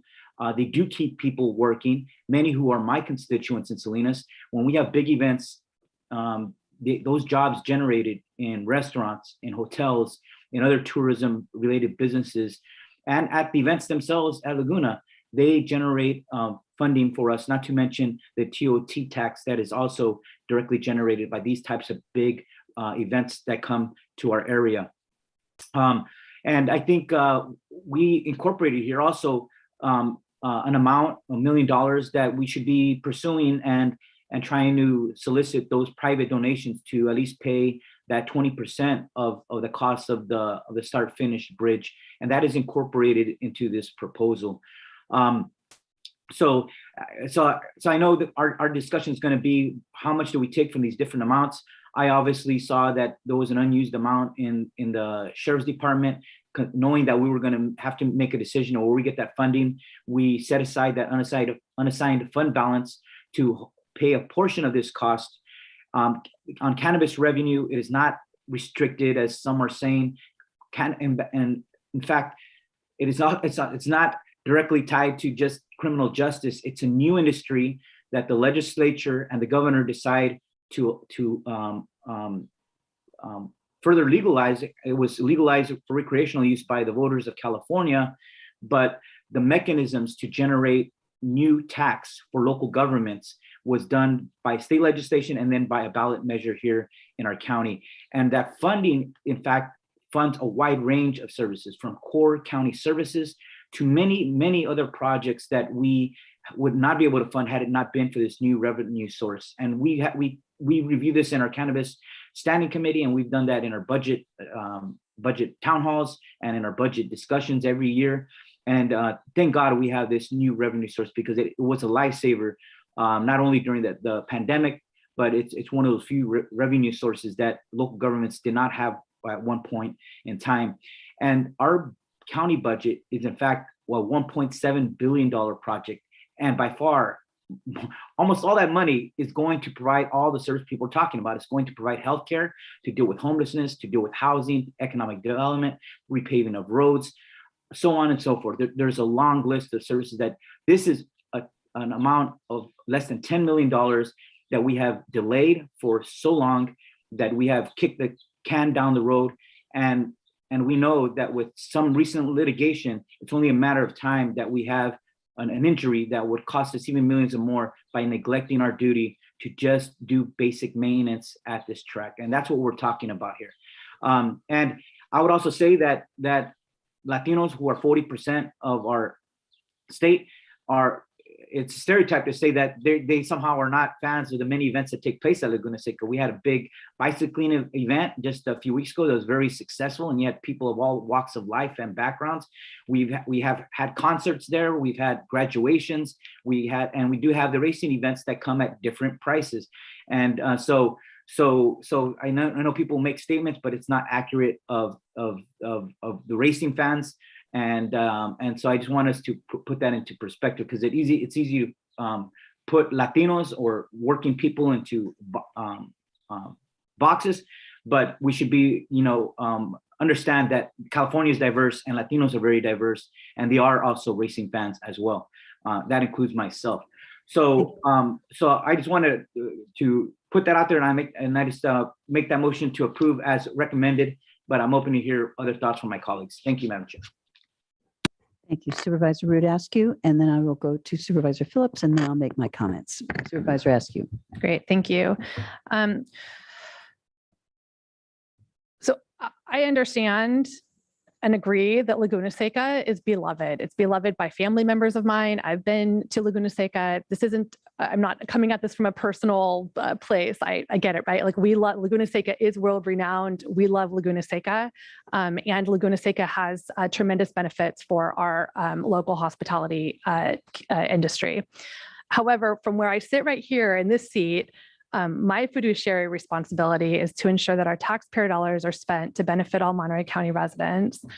And what I'm asking for, and what I have been asking for in our previous conversations, is that this board, as fiduciary responsible party, engage in a conversation about what the highest and best use of the Laguna Seca property is moving forward. What the use is that prioritizes the values of our county, that prioritizes the values that we attest to, and prioritizes the values of our Monterey County residents and taxpayers. I'm not opposed to having the outcome of that conversation say Laguna Seca as a continuing to invest in Laguna Seca as a racetrack is the highest and best use. But I hear a lot of assumptions being stated about what the value is. But when I've started to go and dig into, try to better understand by meeting with Mr. Norigi, by meeting with our county park staff, by meeting with our budget staff, by looking at the numbers, by looking at the history, by looking at the projections moving forward, I have more questions than I have answers. I've reviewed the CSUMB economic impact report that's often referenced. I've spoken with a wide variety of community members in hospitality, in small business, in the District 4 cities that I represent, and with small business owners. As a former small business owner myself, I support the need for the county to invest in economic development, specifically in support of our extended hospitality industry, which is shown with the county does that. We continue to make investments through our development set aside dollars, which is off the top of my head, I didn't write it down, but I believe it's in the range of $6 to $7 million annually, with over $14 million in ARPA investments to support recovery from COVID. We are doing our part as a county to support the economic investment and economic development of our industries that do generate revenue back to the county, both directly and indirectly. I get all that. I hear you. I'm not ignorant to that part of this discussion. However, I do believe that in the context of this discussion today, the only way for us to get to having a very open and honest conversation about the value of Laguna Seca is to structure this request that $3 million that we're talking about from the sheriff's fund balance and the 4.406 amount that we're talking about from cannabis as a loan that would be repaid by Laguna Seca revenue over the next 10 years. We're saying, I hear over and over again, Laguna Seca is poised to generate revenue for Monterey County. And if that's the case, let's structure this as a loan. Let's hold our business partners accountable to deliver on that promise. And let's have the real conversations about the ongoing cost of running Laguna Seca as a racetrack. I think we owe it as a group of fiduciary responsible board members to our taxpayers, to our residents, and to the other county departments who are going to sacrifice as a result of the decisions that we make about the long-term future of managing a business like this. So that would be my substitute motion if we get to that point. I'm not sure there was a second on Supervisor Alejo's original motion. But I hear Laguna Seca. I hear the value that whether it's direct, indirect, roundabout, and I think that we all would benefit from having a very real and honest conversation about what the future benefits are, what the revenue generating opportunity is for this property. Because if there isn't, if we come to that conclusion that we aren't able to repay a loan of $7.4 million from revenue generated by Laguna Seca over the next 10 years, I think that what we're setting ourselves up for is the same conversation and additional ongoing requests for general fund revenues to support a business. As a small business owner, I get it. I had to pay attention to my bottom line. I didn't have anyone who was going to come in with additional money to support my work.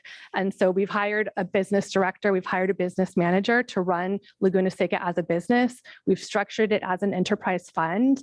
And if we're in fact going to have it run as an enterprise fund, it needs to be able to support itself. So show me how that can happen. And let's have the really honest conversations about how that can happen. And I think that the best way for us to get to that place of having those honest conversations is by structuring the request today. We will fulfill our obligation to fund the project, but it needs to be structured as a loan that's repaid by future Laguna Seca revenue. Thank you, Supervisor Rudascu. Supervisor Phillips, I know you've spoken once. I see that we have Supervisor Lopez's hand up, who's not spoken yet. Would you want to go before him? I haven't addressed this. I was just Go dealing ahead. with that. Go ahead. You're up next. Her You're up now. comments might have some validity if we turned a track over to someone to run when it was in top-notch shape. We didn't turn a track over that was falling apart. But the reason I think we have Supervisor Alejo go first is he's got the silver tongue and he articulated better than I could all the reasons that we need to move forward on this. The one thing, and I know I don't want to take the wind out of Supervisor Lopez, but I know he has a concern about the cannabis account and whether some or that all that could be paid back. And and looking at that, I think there may be a way to pay some of the cannabis tax back. And I know Supervisor Adams and I have been on the hospitality committee and looking at the TOT that's generated and what we do with our TOT. And when I came on this board, we started looking about what do we do with our TOT, and we had a formula that was done in 2008. And it's never been changed then, except when we saw that a lot more TOT was being generated than we anticipated. We put a cap several years, but we had a formula: Monterey County Convention and Visitors Bureau, Arts Council, Film Commission, and in looking at what they have been receiving, and I'm not faulting them at all, but none of that money is going back to Laguna Seca. And Laguna Seca is the biggest generator of the TOT that we have in there. And just looking and go back and getting ready for this meeting, and I knew Supervisor Lopez was concerned, and he mentioned that maybe some of that ought to come out of TOT.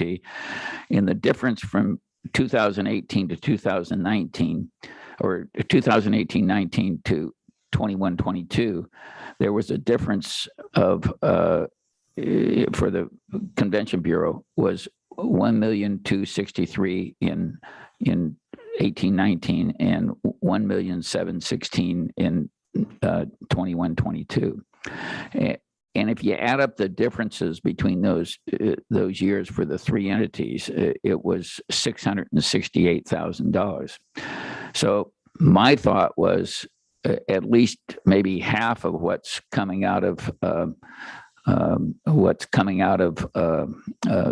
cannabis.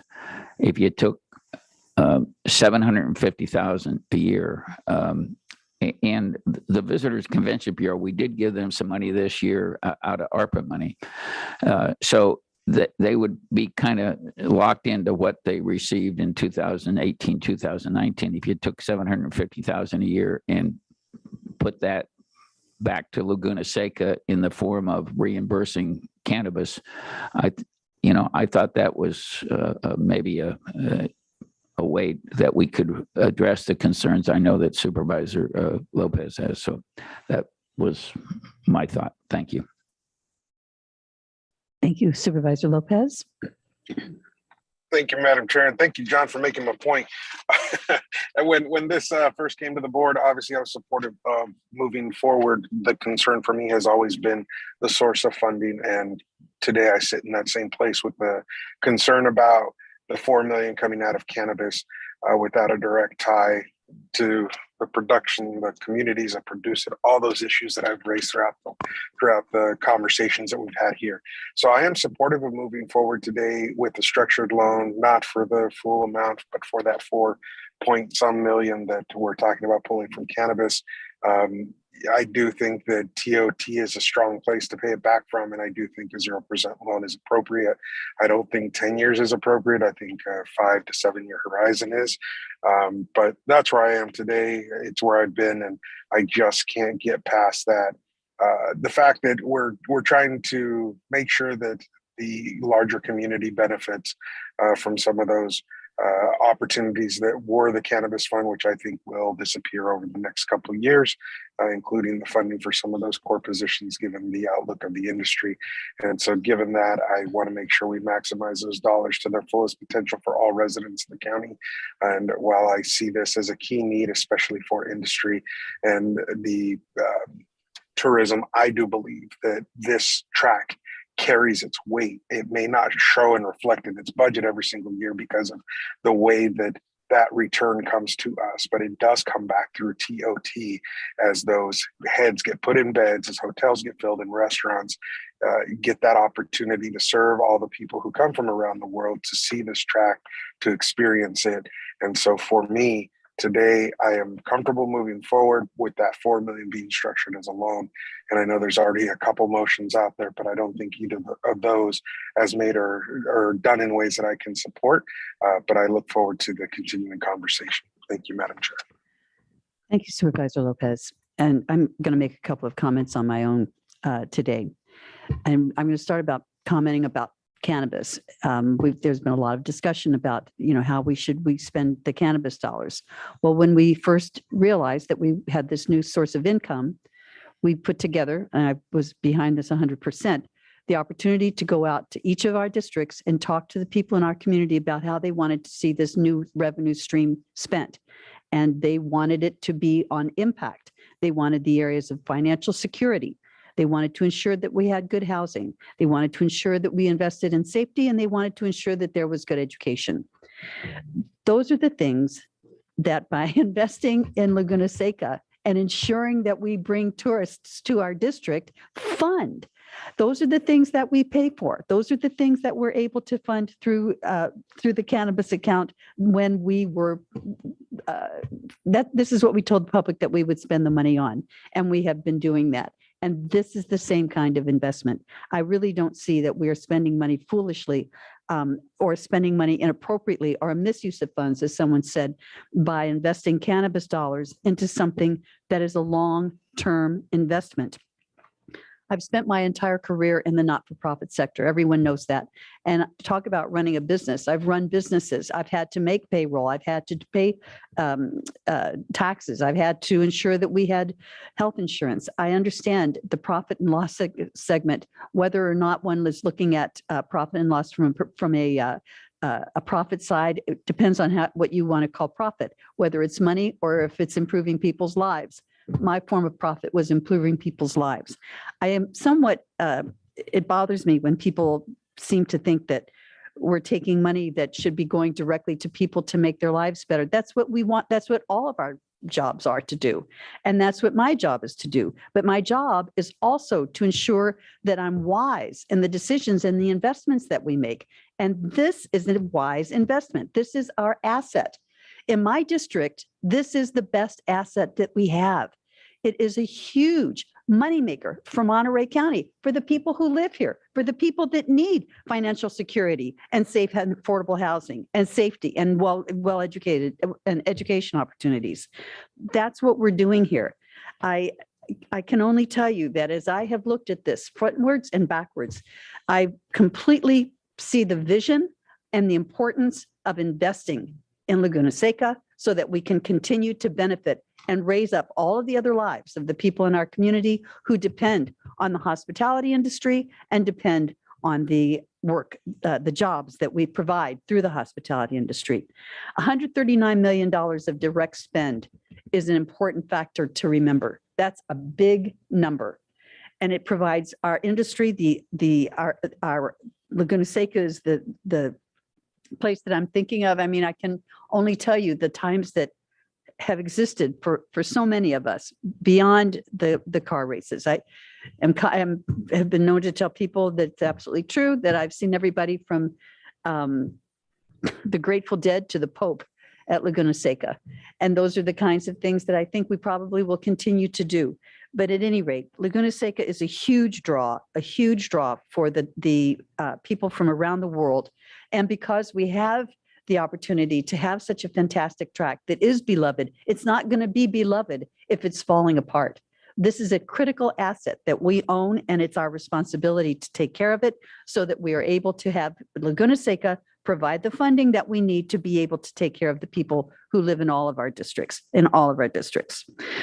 I have mixed feelings about the loan. You know, this isn't something that we do to any of the other assets. I think of the money that we've just thrown down a rat hole at some of the lakes that we have further down the county. And I just ask myself why we are taking that track. I'm willing to go in that route if that is the only way we'll go forward, but it is not what I think is the best determination.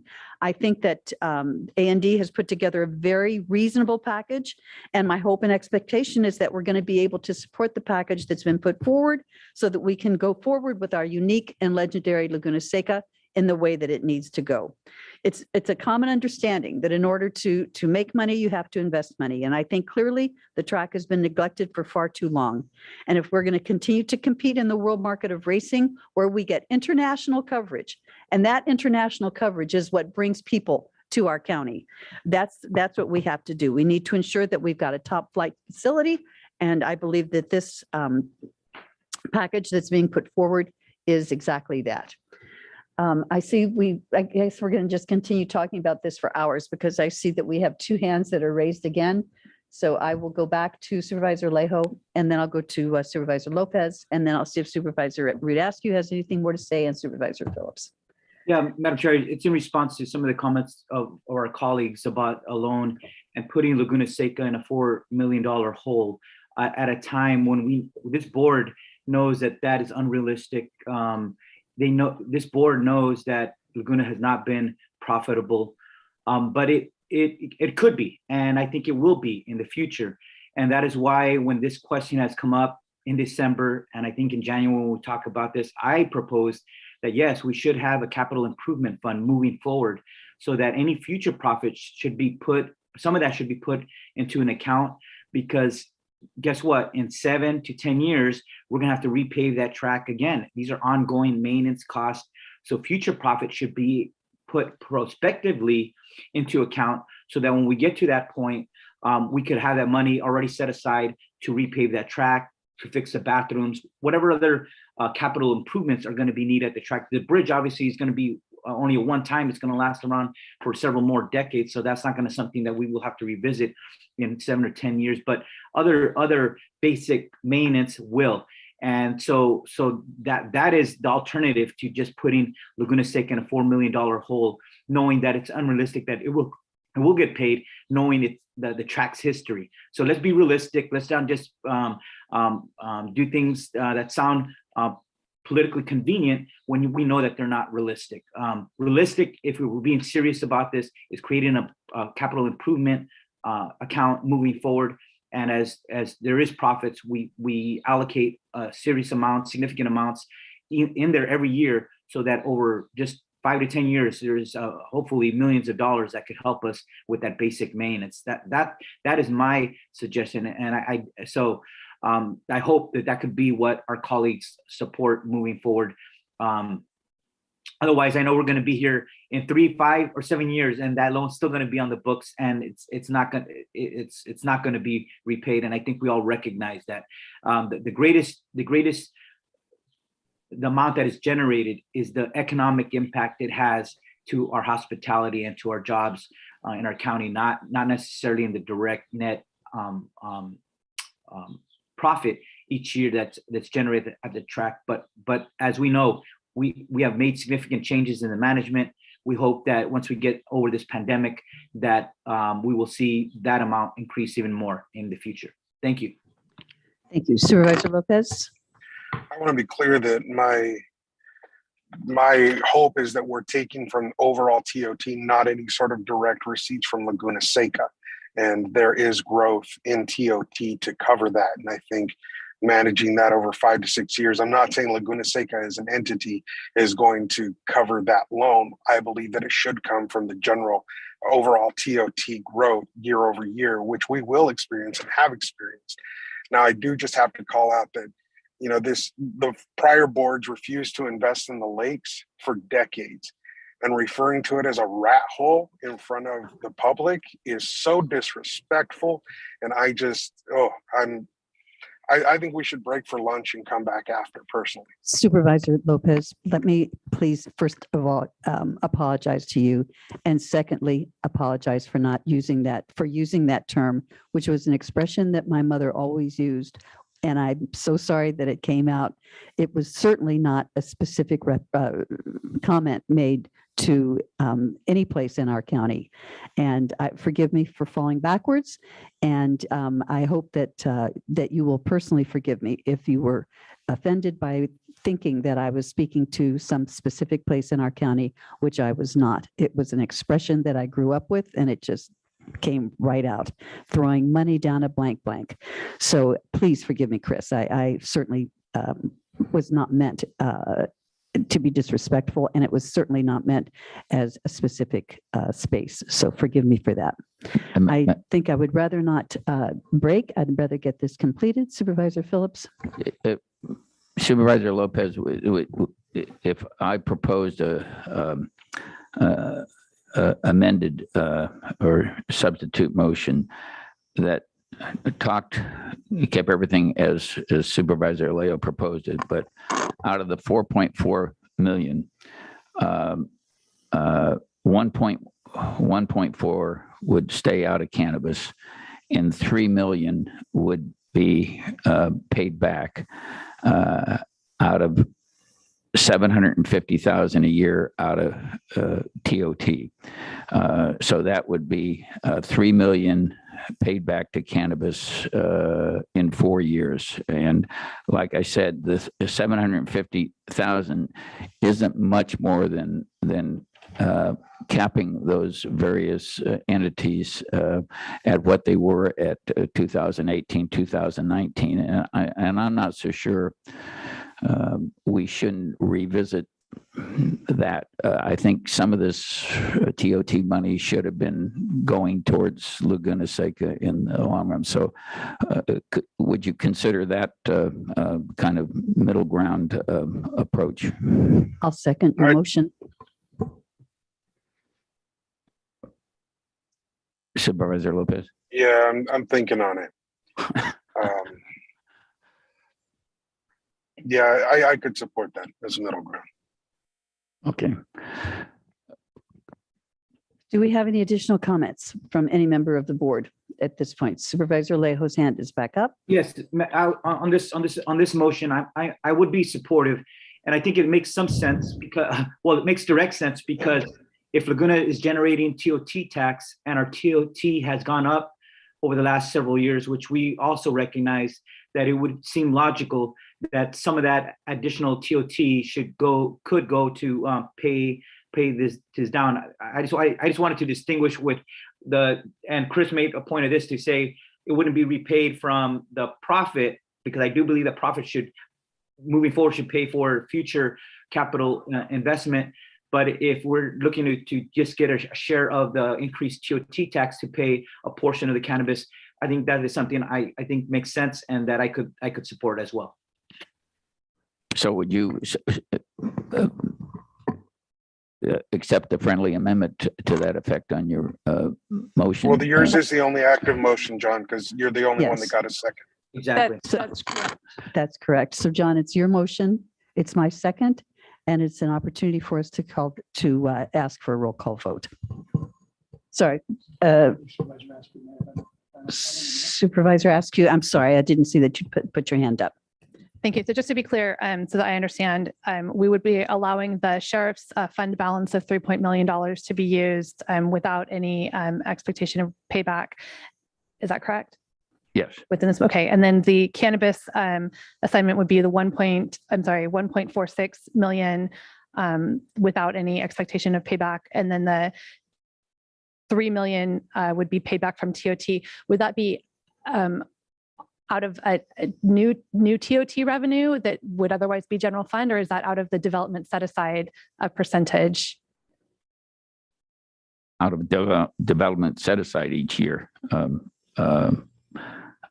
And it would be a total of 4.406 with 3 million being paid over 4 years at 750,000 a year out of TOT set aside. So, sorry, just to be, so the TOT set aside, can you explain, so that we have a TOT set aside amount, a development set aside amount. So you're saying we would reduce the percentages for the other folks getting TOT and take that 750 from the total development set aside percentage? It would reduce the amount of Monterey County Convention Visitor Bureau, the Arts Council, and the Film Commission, but they would be capped about what they were receiving in a little bit less than what they were receiving in 2018, 2019. They went from taking the Convention Visitor Bureau, they went from 1.2 million in 18-19 to 1.4 million in 2019-20. It dropped down to 750,000 in 2021 because of the pandemic. In 21, it went up to 1.7 million. So there's a big variance, and looking at that on our committee, we realized that a lot more TOT was being generated before the pandemic than we ever realized. Supervisor Rudescu, go ahead. Thank you. And I just, because for TOT is effectively general fund discretionary dollars. And I wanted to just make sure I understood, because we also use the TOT formula to fund our road improvements. Right. So trying to just make sure I Wouldn't come out of roads. It was fully understand where in the TOT assignment this would be coming from. So is there another choice than taking it from other nonprofits out there? Like the Convention and Visitors Bureau, which, we have more visitors who are here. They're coming here because we're spending more money. We have $1 million that we put into the Business Council Do we really want to cut from that? We've got the Film Commission. Film Commission investment brings money in here. Is there not another avenue within the TOT that we could go to rather than taking it away from the specific set-asides? Well, you know, we had this discussion, you and I, a number of years ago. We were locked into this formula that was provided in 2008. None of us were on the board at that time. And frankly, if you looked at it and you looked at the entities that are receiving it besides the Business Convention Bureau, I think we should have added Laguna Seca into the formula a long time ago. Frankly, compared to the Arts Council and Film Commission, who donates more to and puts it into TOT. So, yeah, it will cap their share from growing faster than any of us thought it would. So. I don't want to see all of this go down in flames. No. But So, we got a is there, I got a motion in a second. Yeah. So have you, but I don't believe that your motion, as you made it, included taking the TOT funding that would go to pay back the loan at Laguna Seca from the direct from the set-asides. I believed it. My understanding and my second was that it was coming from the overarching TOT that we bring in, which is a significant amount of money, rather than taking it from something that's already been, agreed to. And we change the numbers, each year that, for the Arts Council, et cetera, et cetera.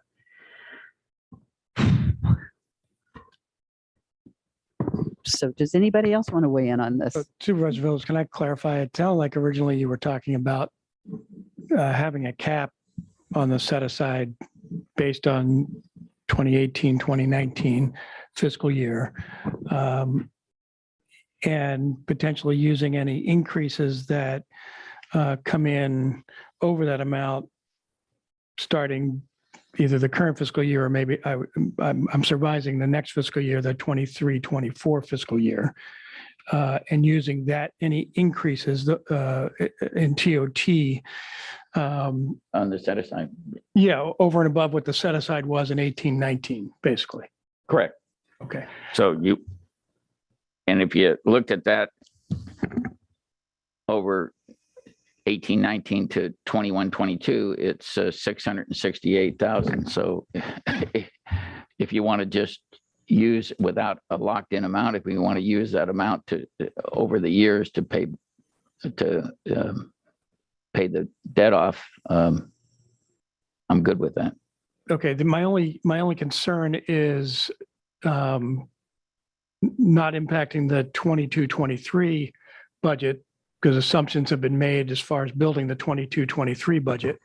And I think you could address it within the 23-24, starting at that point.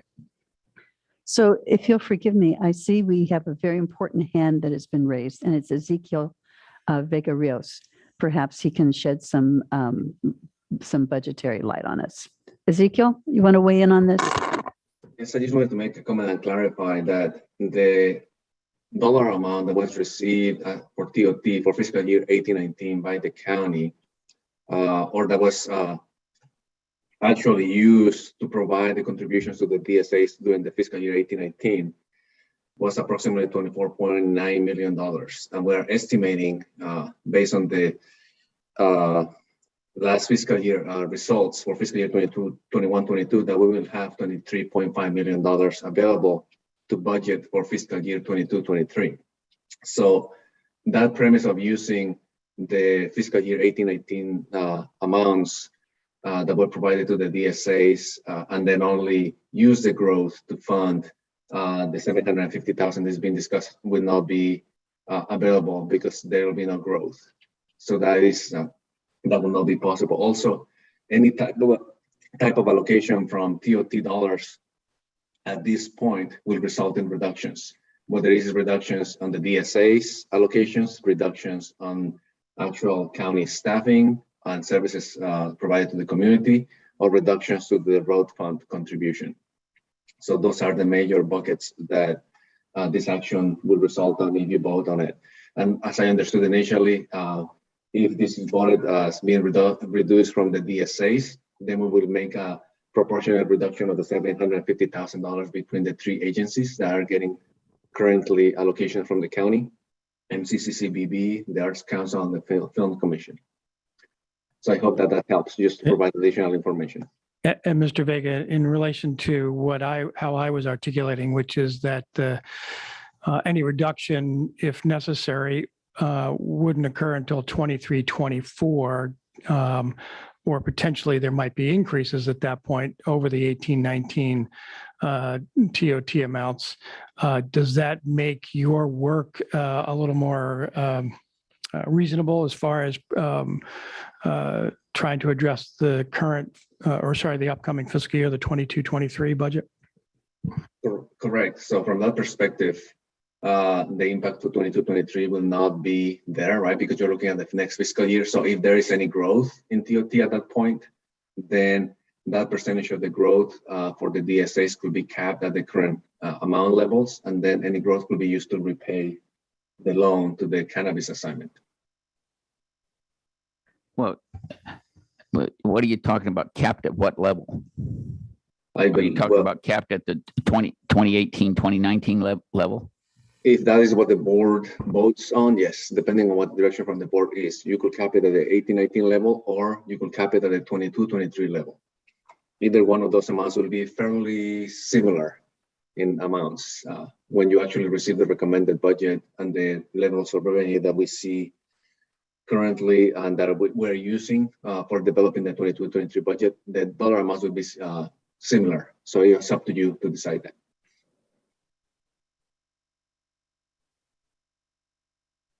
And I see Rupa Shah has her hand raised.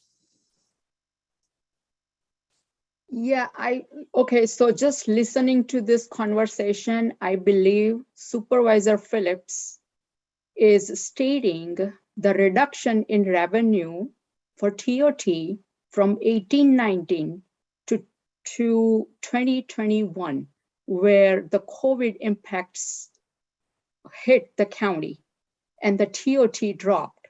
So if we just take those two fiscal years and compare the reduction, then I think Supervisor Phillips is indicating that there was 668,000 reduction for the development set aside dollars, if that is correct, Supervisor Phillips.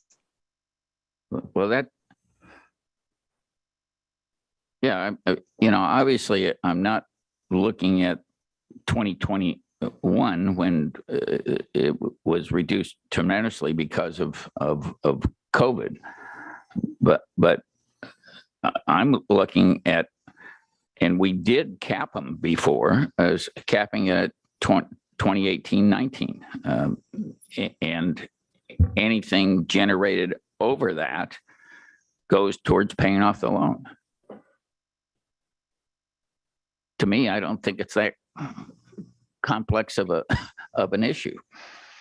It seems straightforward to me, John, and I would support that, if whether 18-19 or 22-23 is the baseline, and anything over that gets put back towards this amount. And it might not be a set amount per year, but until that 3 million whatever is paid back, then that's fair. Let's just do it that way, structure it that way, cap them until that number is paid back by any overages, and move on.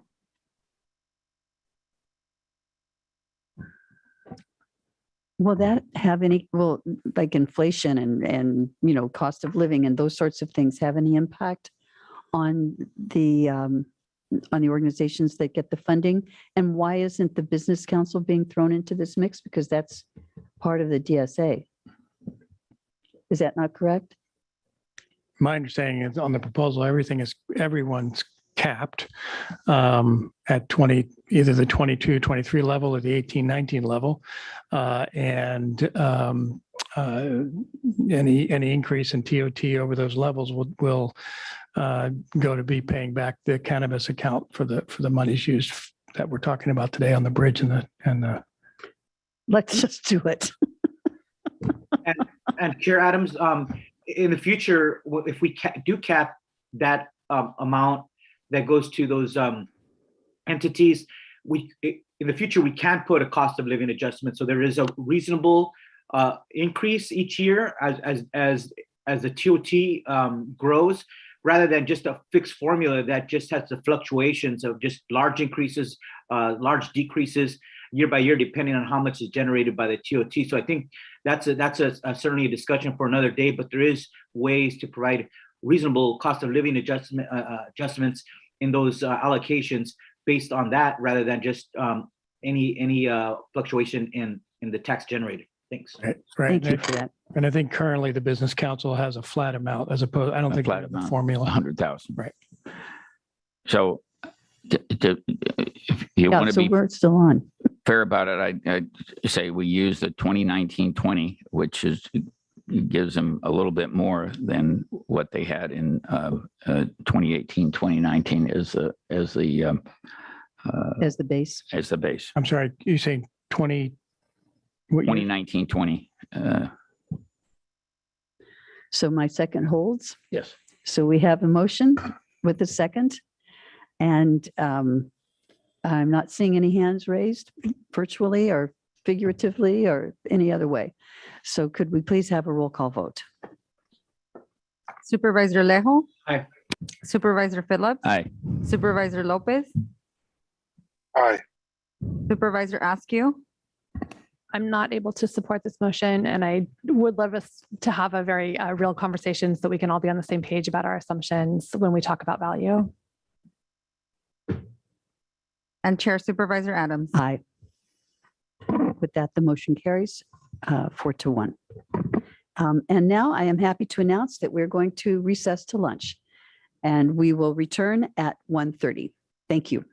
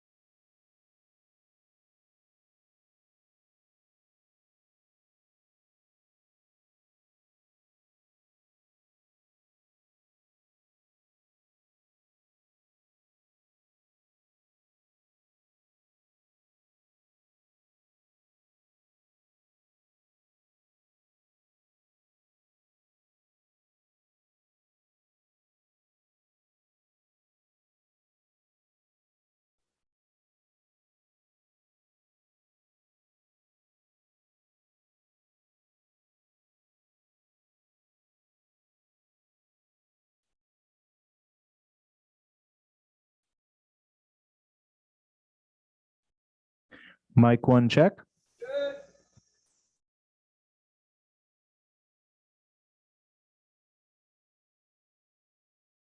Mic 5 check. Mic 6 check.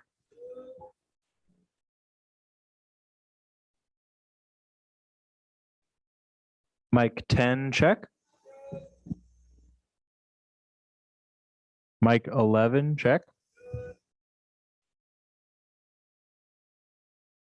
Mic 12 check.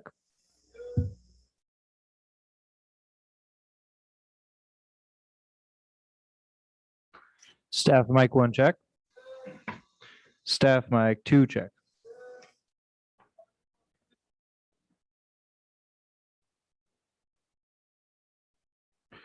Podium mic check.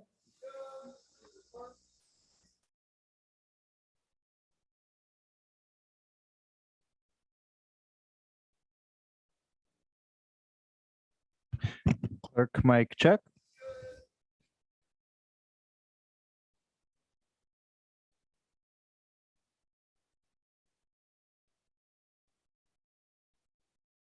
Wireless mic 1 check.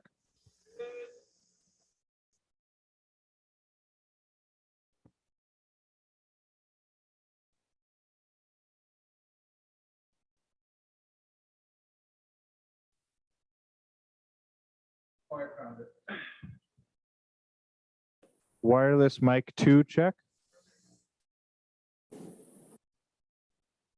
This is a test of the Zoom two-way audio from the Monterey room. Test from the Monterey room. I hear you. Do you hear me, Edgar? I hear you loud and clear. Thank you. Thank you.